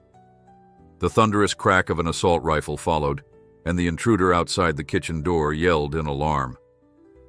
Henry risked a peek, seeing shapes in full tactical gear rushing the yard. A male voice barked commands, ordering anyone armed to surrender. Relief flooded Henry, though he kept the shotgun raised.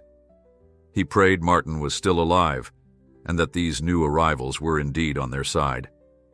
Henry remained crouched in the kitchen, his breath coming in ragged bursts. Through the broken doorway, he could see flashes of bright light sweeping across the yard. Likely the helicopter's spotlight combined with tactical gear on the ground. Gunshots still cracked sporadically, but less consistently than before, as though whoever was firing had lost their nerve. A handful of sharp commands in English cut through the chaos. "Get down! Hands up! Move, move!" The wounded intruder lay on his side near the threshold, whimpering. Blood darkened the floor beneath him. Henry's heart hammered at the realization that he'd just shot another human being. He felt a tremor of guilt and horror, but there was no time to dwell on it. Another shot pierced the air from somewhere behind the barn, prompting a fierce barrage of return fire that shook the windows. Henry pressed himself flat, trying to avoid stray bullets. Above the din, he heard Martin yelling, "Clear the south perimeter!" He couldn't see Martin, but recognized the soldier's voice, and he sounded very much alive. A second later, footsteps pounded across Henry's back porch, and two figures in black tactical uniforms burst inside, weapons raised. Reflex made Henry clutch the shotgun, but he froze when he saw the insignias on their shoulders. A small American flag patch. These men weren't the black-suited mercenaries. They were military operators. One of them spotted Henry and shouted, "Civilian inside. Put the weapon down, sir." Henry swallowed, slowly lowering the shotgun to the floor. The operator rushed forward, scanning the room with practiced precision. His partner stepped over the wounded intruder, kicking away the man's pistol as a precaution. "I live here," Henry managed to say, voice shaky. We were defending ourselves." The operator nodded tersely. "Understood. Stay down. We have a medic en route for this casualty." He snapped an order into his headset. "Kitchen secure. 1 civilian present, 1 hostile down. Need medical backup." Relief warred with lingering adrenaline in Henry's chest. He could scarcely believe Martin's people had arrived, and in such force. He could hear them sweeping the property, issuing warnings to surrender or face lethal force. The roar of the helicopter hovered closer, and a spotlight flickered into the kitchen briefly before shifting away. Henry gathered his courage and got to his feet, hands raised to show he wasn't a threat. The operator motioned for him to stay behind cover. "Is there anyone else inside?" the operator asked, rifle angled toward the hallway. "A friend in the living room, wounded," Henry said, voice still quavering. "And I've got a neighbor who's been shot too, Jim Hawthorne. He's in there." "We'll get them out," the operator replied. "Our medic's on standby." Henry stepped cautiously from the kitchen into the living room. The operator followed, weapon up, scanning each corner. They found Jim on the couch, pale and trembling, pressing a blood-soaked rag to his shoulder. Behind the couch was another man, one of Jim's ranch hands who must have made it inside, slumped on the floor, also wounded. Henry gasped, realizing how dire the situation was. This had turned into a small war on his farmland. Then Martin entered through the back, rifle lowered but still watchful. His hair was damp with sweat, and his bandaged arm showed fresh bleeding as though the stitches had torn during the firefight.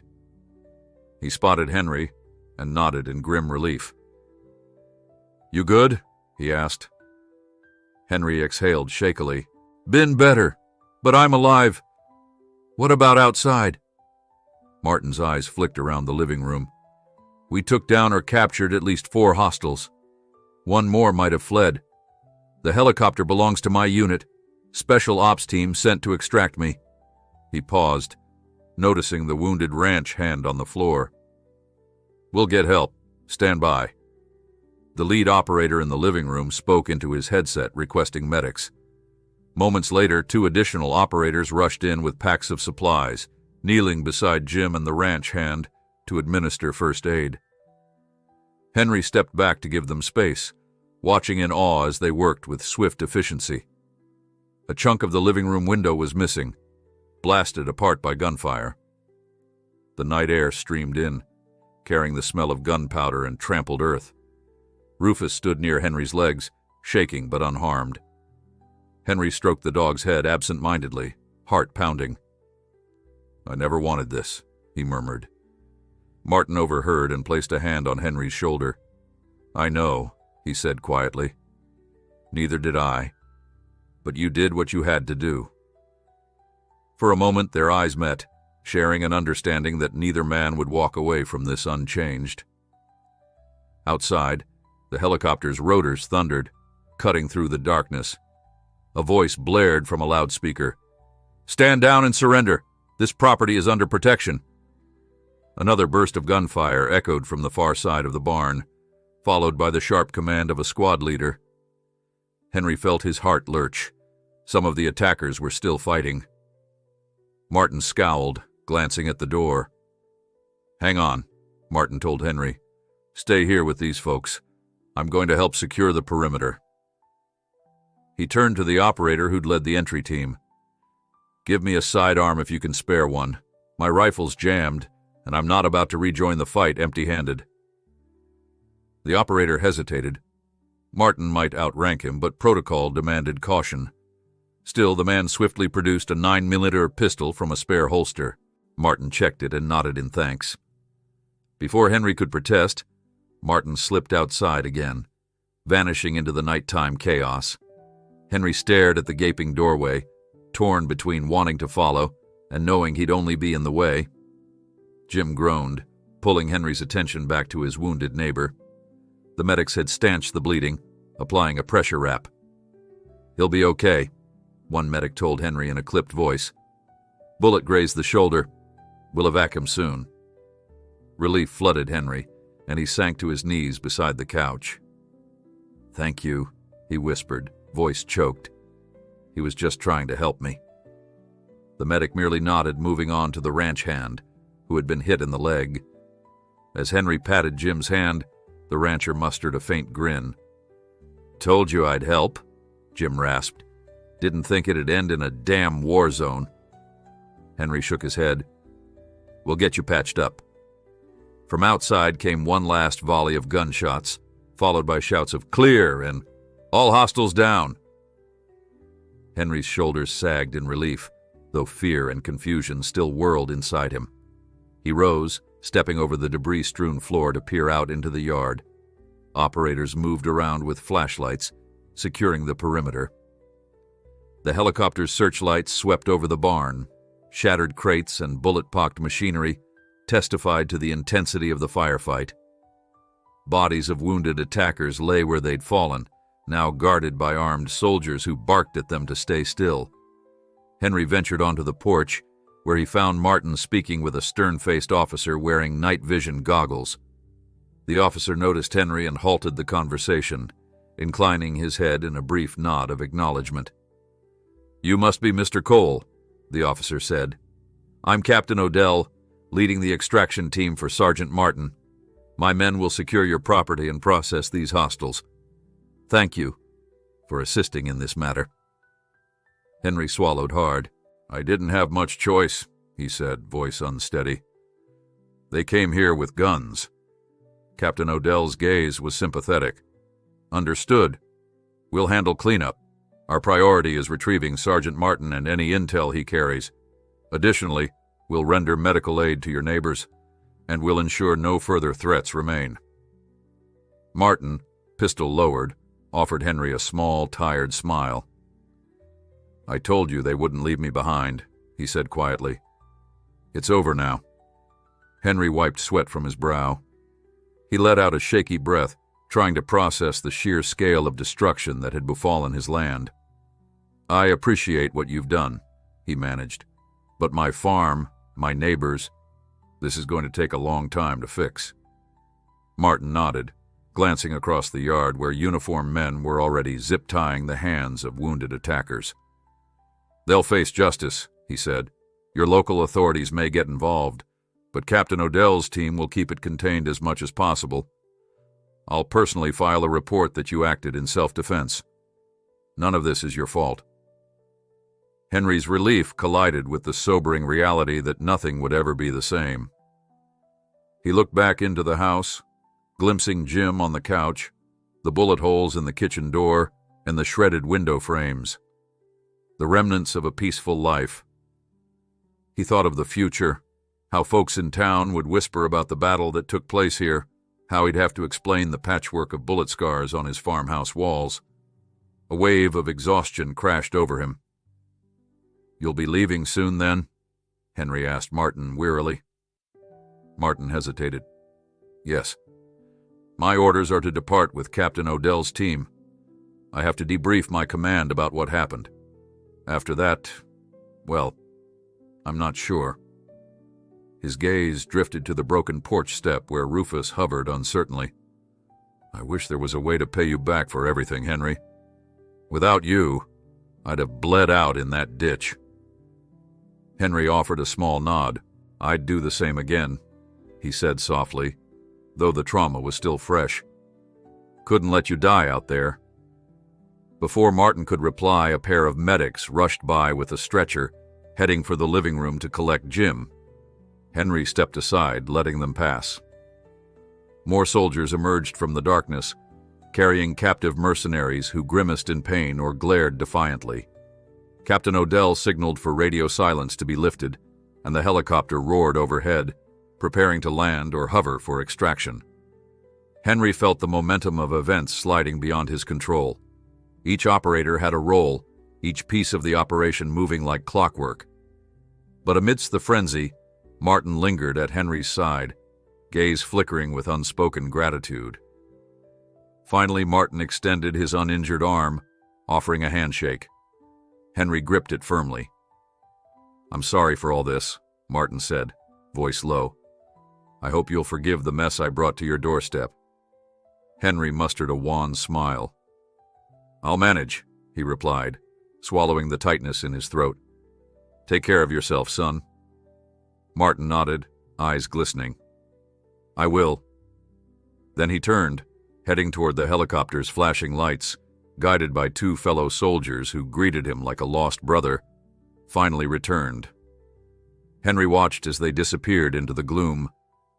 In the living room, medics carried Jim out on a stretcher, followed by the wounded ranch hand.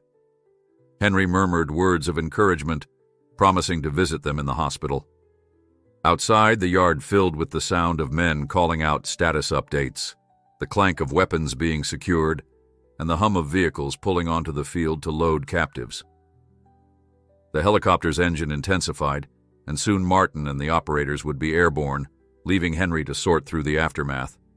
He stood alone on the porch, shotgun dangling forgotten at his side, while a floodlight from the chopper swept across the fields. The frantic pulse of rotors pounded in his ears.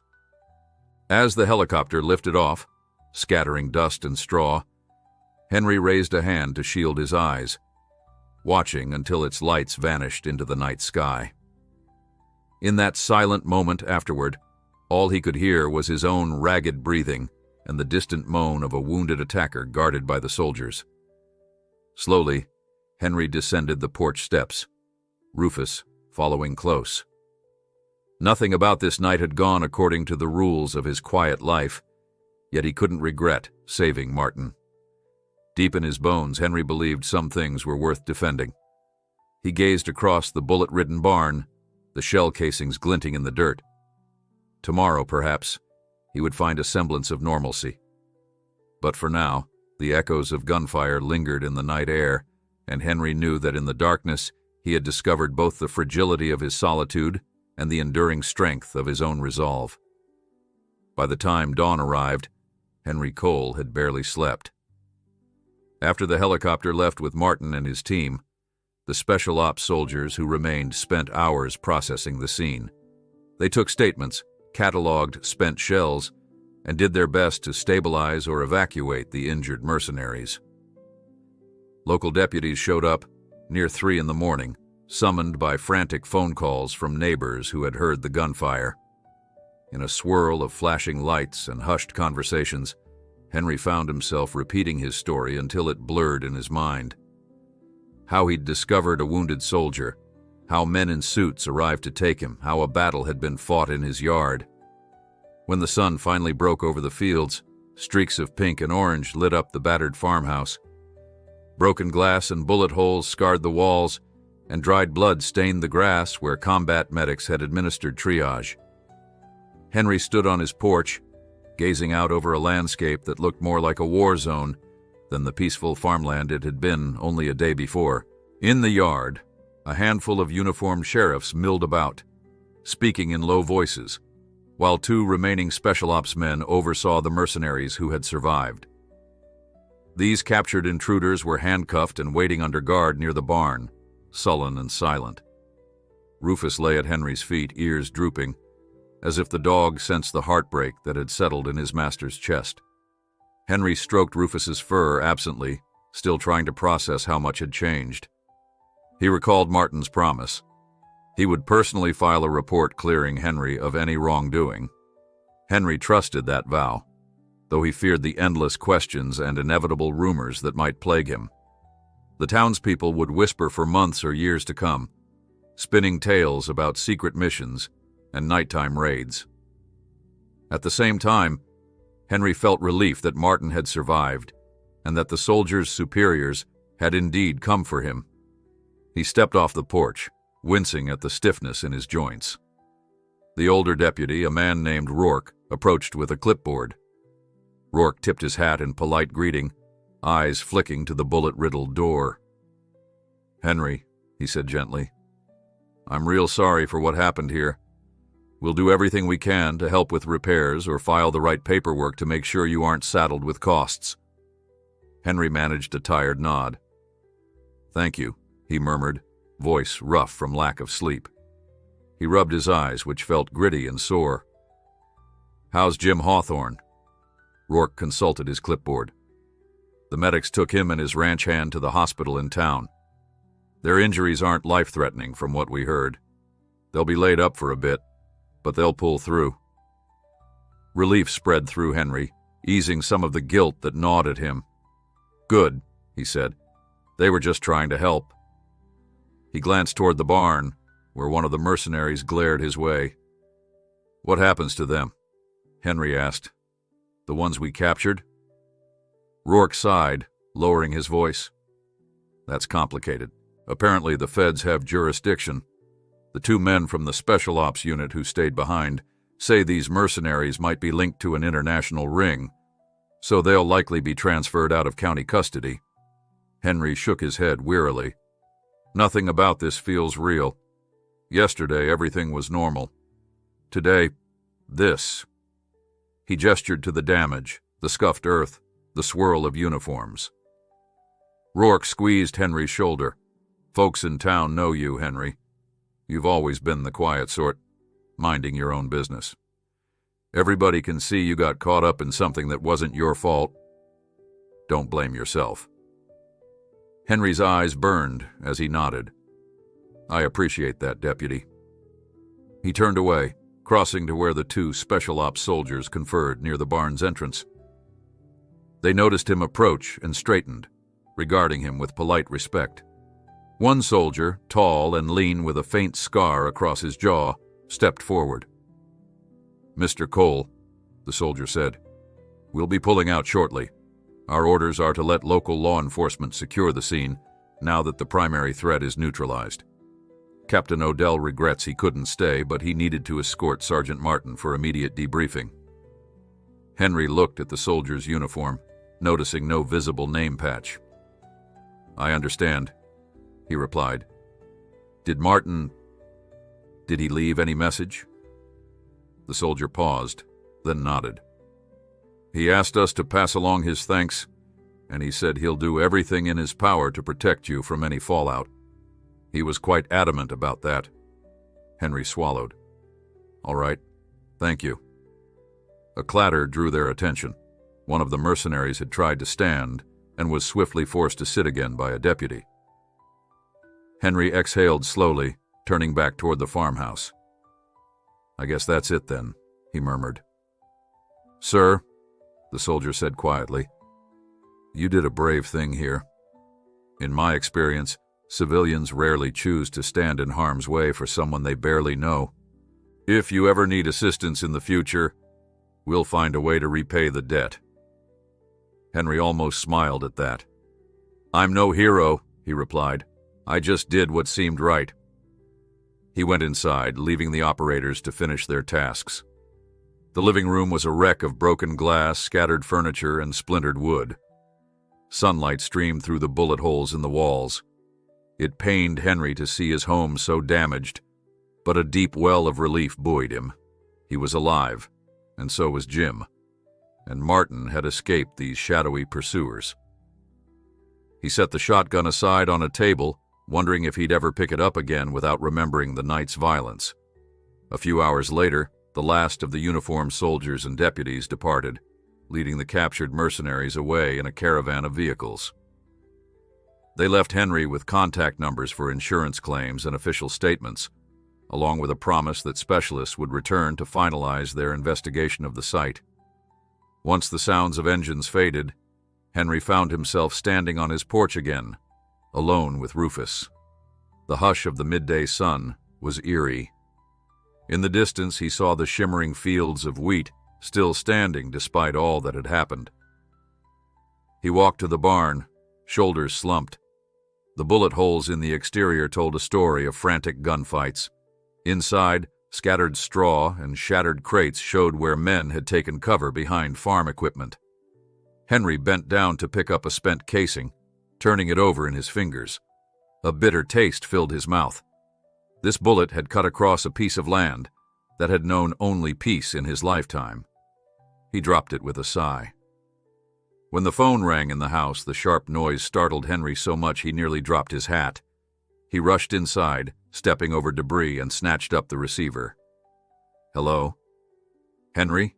came an anxious voice. "It's Elena, Jim's wife. Is he all right?" Henry cleared his throat, relieved to hear from someone who didn't have a gun or a badge. "He's stable, Elena," he said. "The medics took him to the hospital. They said he'd need some rest, but he'll recover fine." Elena let out a trembling sigh of relief. "Thank God. He told me last night he was driving out to your place. I've been going crazy. I couldn't get a straight answer from the deputies. Everything's hush-hush." Henry rubbed his forehead. "I'm sorry you had to worry. Things got out of hand." He paused, wondering how much to reveal. "Jim and some ranch hands came to defend me. There were armed men, but they've been dealt with now." Elena's voice quivered. "That's what I heard. People in town are saying it was a shootout. Are you okay?" Henry looked around at his torn-up home. "I'm alive," he said quietly. "That's about the best news I have." Elena offered a few more words of comfort. After Henry hung up, he realized how exhausted he felt. He wanted nothing more than to crawl into bed, yet the house was nearly uninhabitable in its current condition. Shards of glass littered the floor, and sections of the walls needed urgent patching. Determined not to let weariness win, Henry grabbed a broom and began sweeping up the debris. Rufus shadowed him, tail low, as though still anxious they might be attacked again. Hours drifted by as Henry cleaned. He boarded up the shattered windows as best he could, hammered fresh planks over bullet holes, and gathered broken furniture into a heap that he'd eventually haul away. Around mid-afternoon, a battered pickup pulled into the yard, and Henry stepped out, nervous that more trouble had arrived. But it was Roland from the feed store, along with two other townsfolk.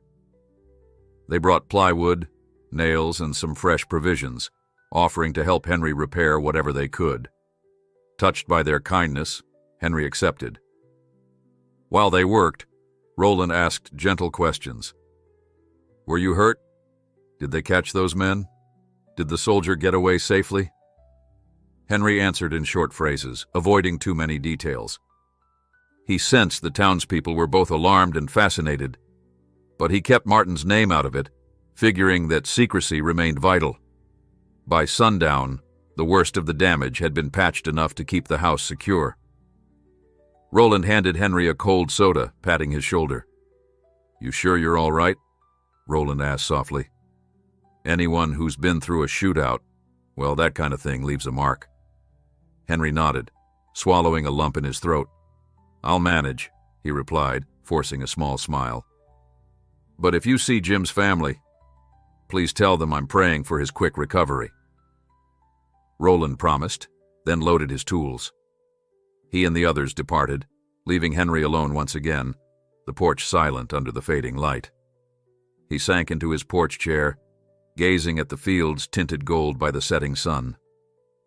The farmhouse was no longer the same haven of tranquility. It bore scars of a terrible night.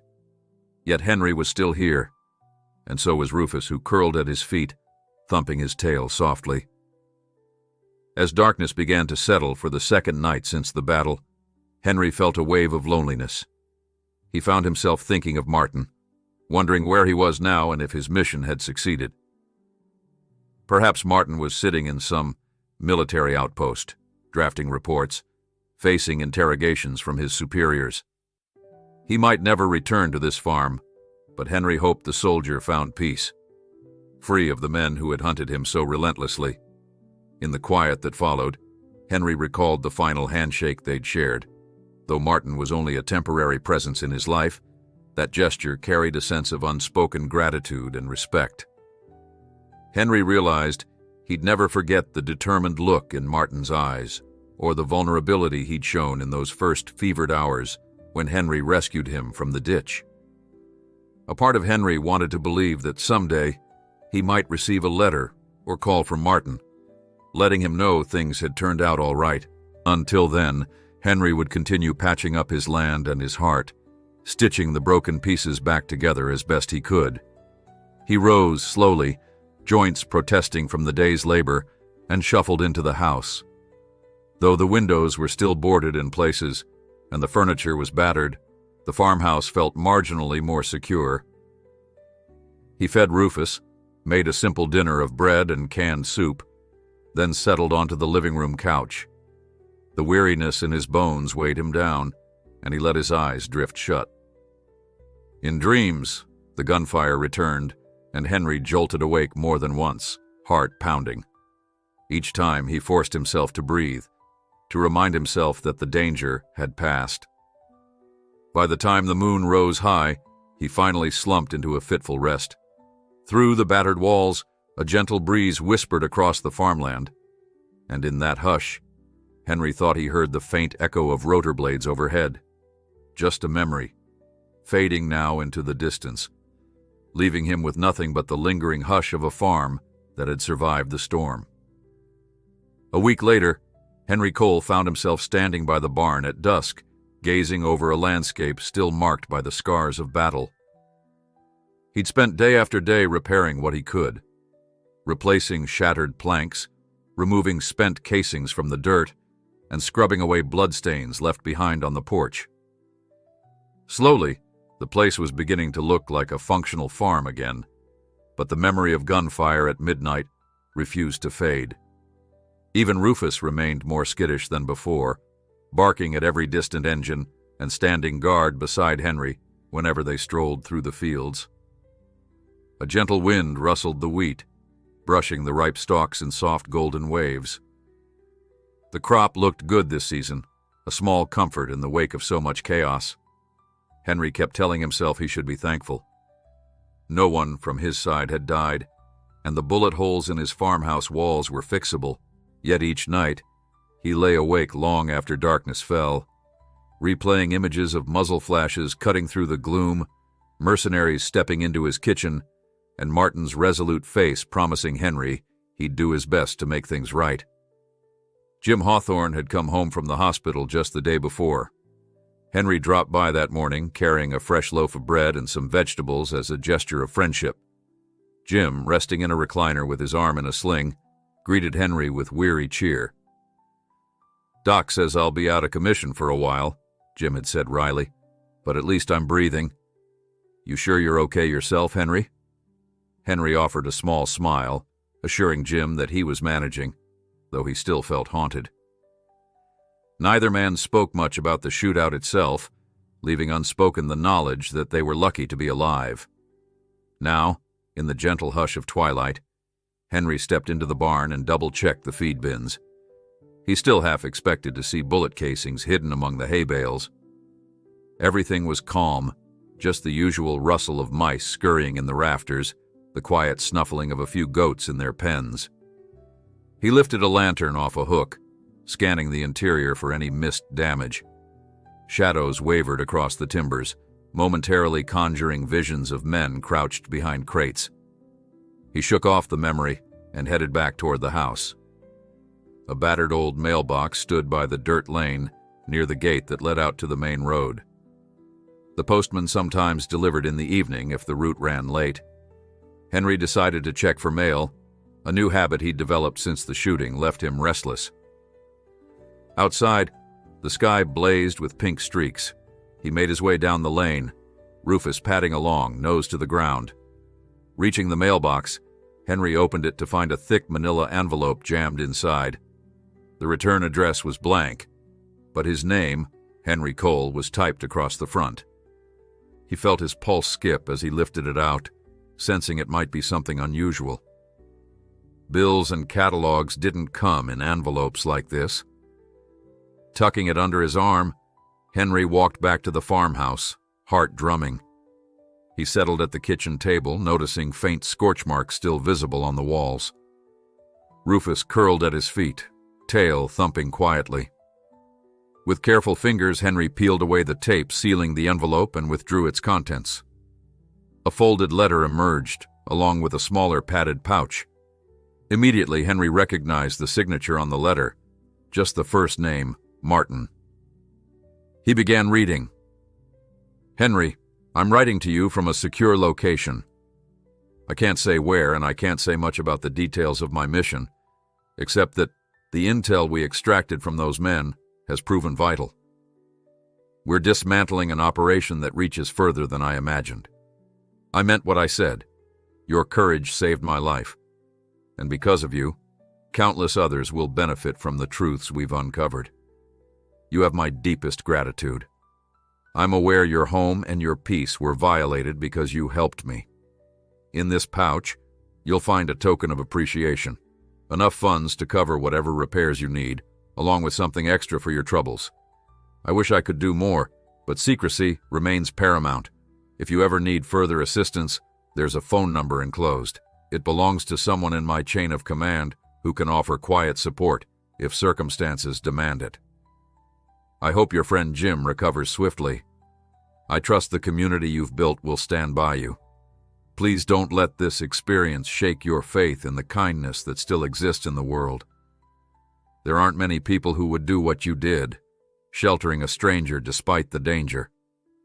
I won't forget it as long as I live. Take care, Henry, and give Rufus a pat for me."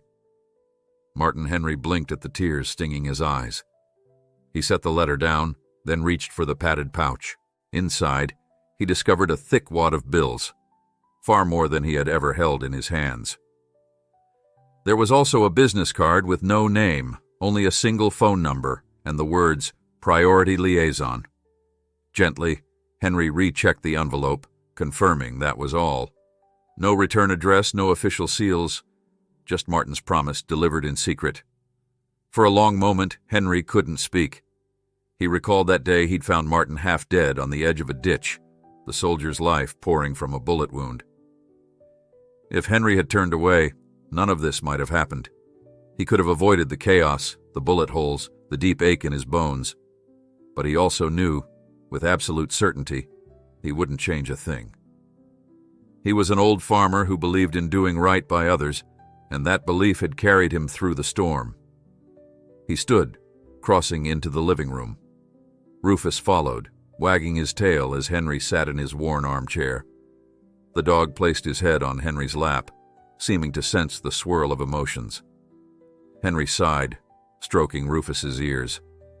He pictured Martin somewhere far away, immersed in a life Henry couldn't fully comprehend. He thought of the black-suited mercenaries, their guns, their absolute lack of mercy.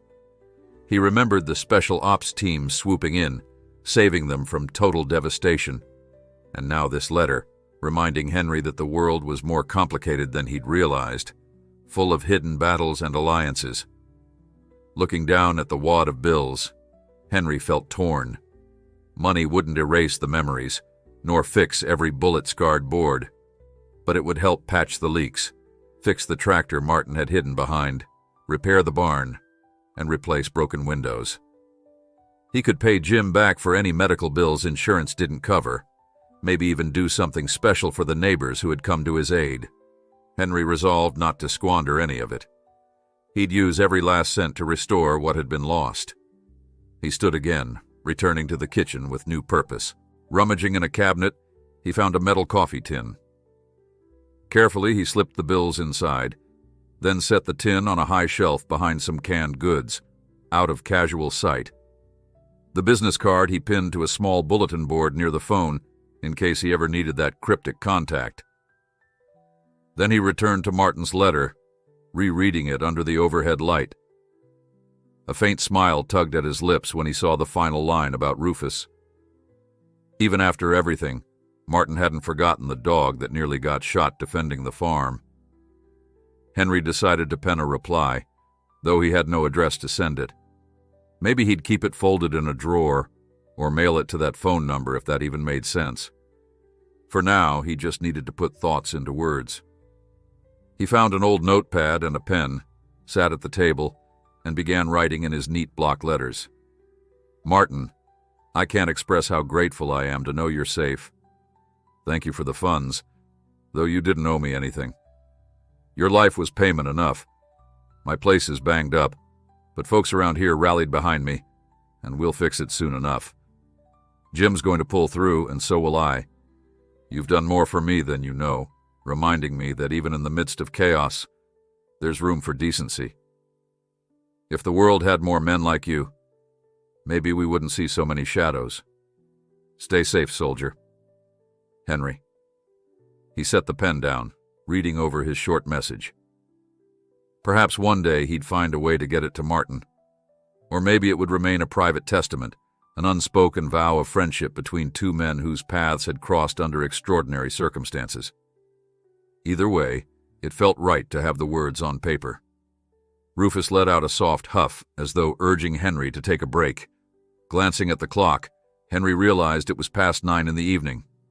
He pulled himself up from the chair, poured a small dish of leftover stew for the dog, and rummaged in his pantry for a modest supper. Settling once more in the living room, he ate slowly, gazing around at the patched walls. The boards hammered over the windows made the house feel closed in, but at least it was safe for now. As soon as he had the right materials, he'd restore the window frames properly. Later, he checked the porch before locking up. The farmland was dark and silent, an inky sky filled with stars. For a moment, Henry wished he could share this sight with Martin, show the soldier that peace still lingered here despite everything. But Martin was far away now, serving a world that required him to vanish back into the shadows. Henry prayed that wherever Martin traveled next, he would remember the farm fondly, not as a battlefield, but as a place where compassion had flourished, despite fear. That night, Henry allowed himself to sink into bed. He still woke a few times from nightmares, hearing phantom gunfire and the thrum of helicopter rotors.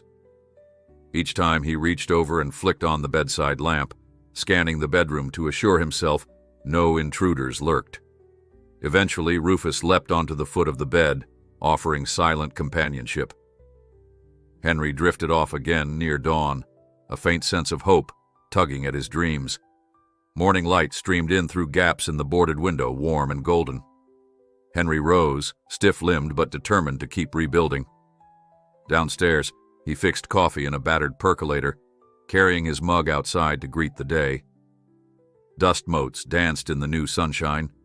The fields shimmered with promise, and though the barn still carried bullet scars, it stood unwavering against the horizon.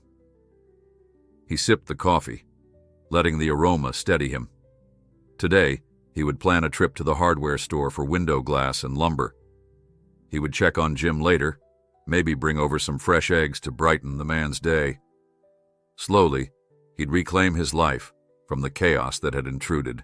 And perhaps in quieter moments, he would reread Martin's letter, reminding himself that out of violence, a bond had formed, a bond that spanned distance and secrecy, a testament to what one human being would do to help another in need.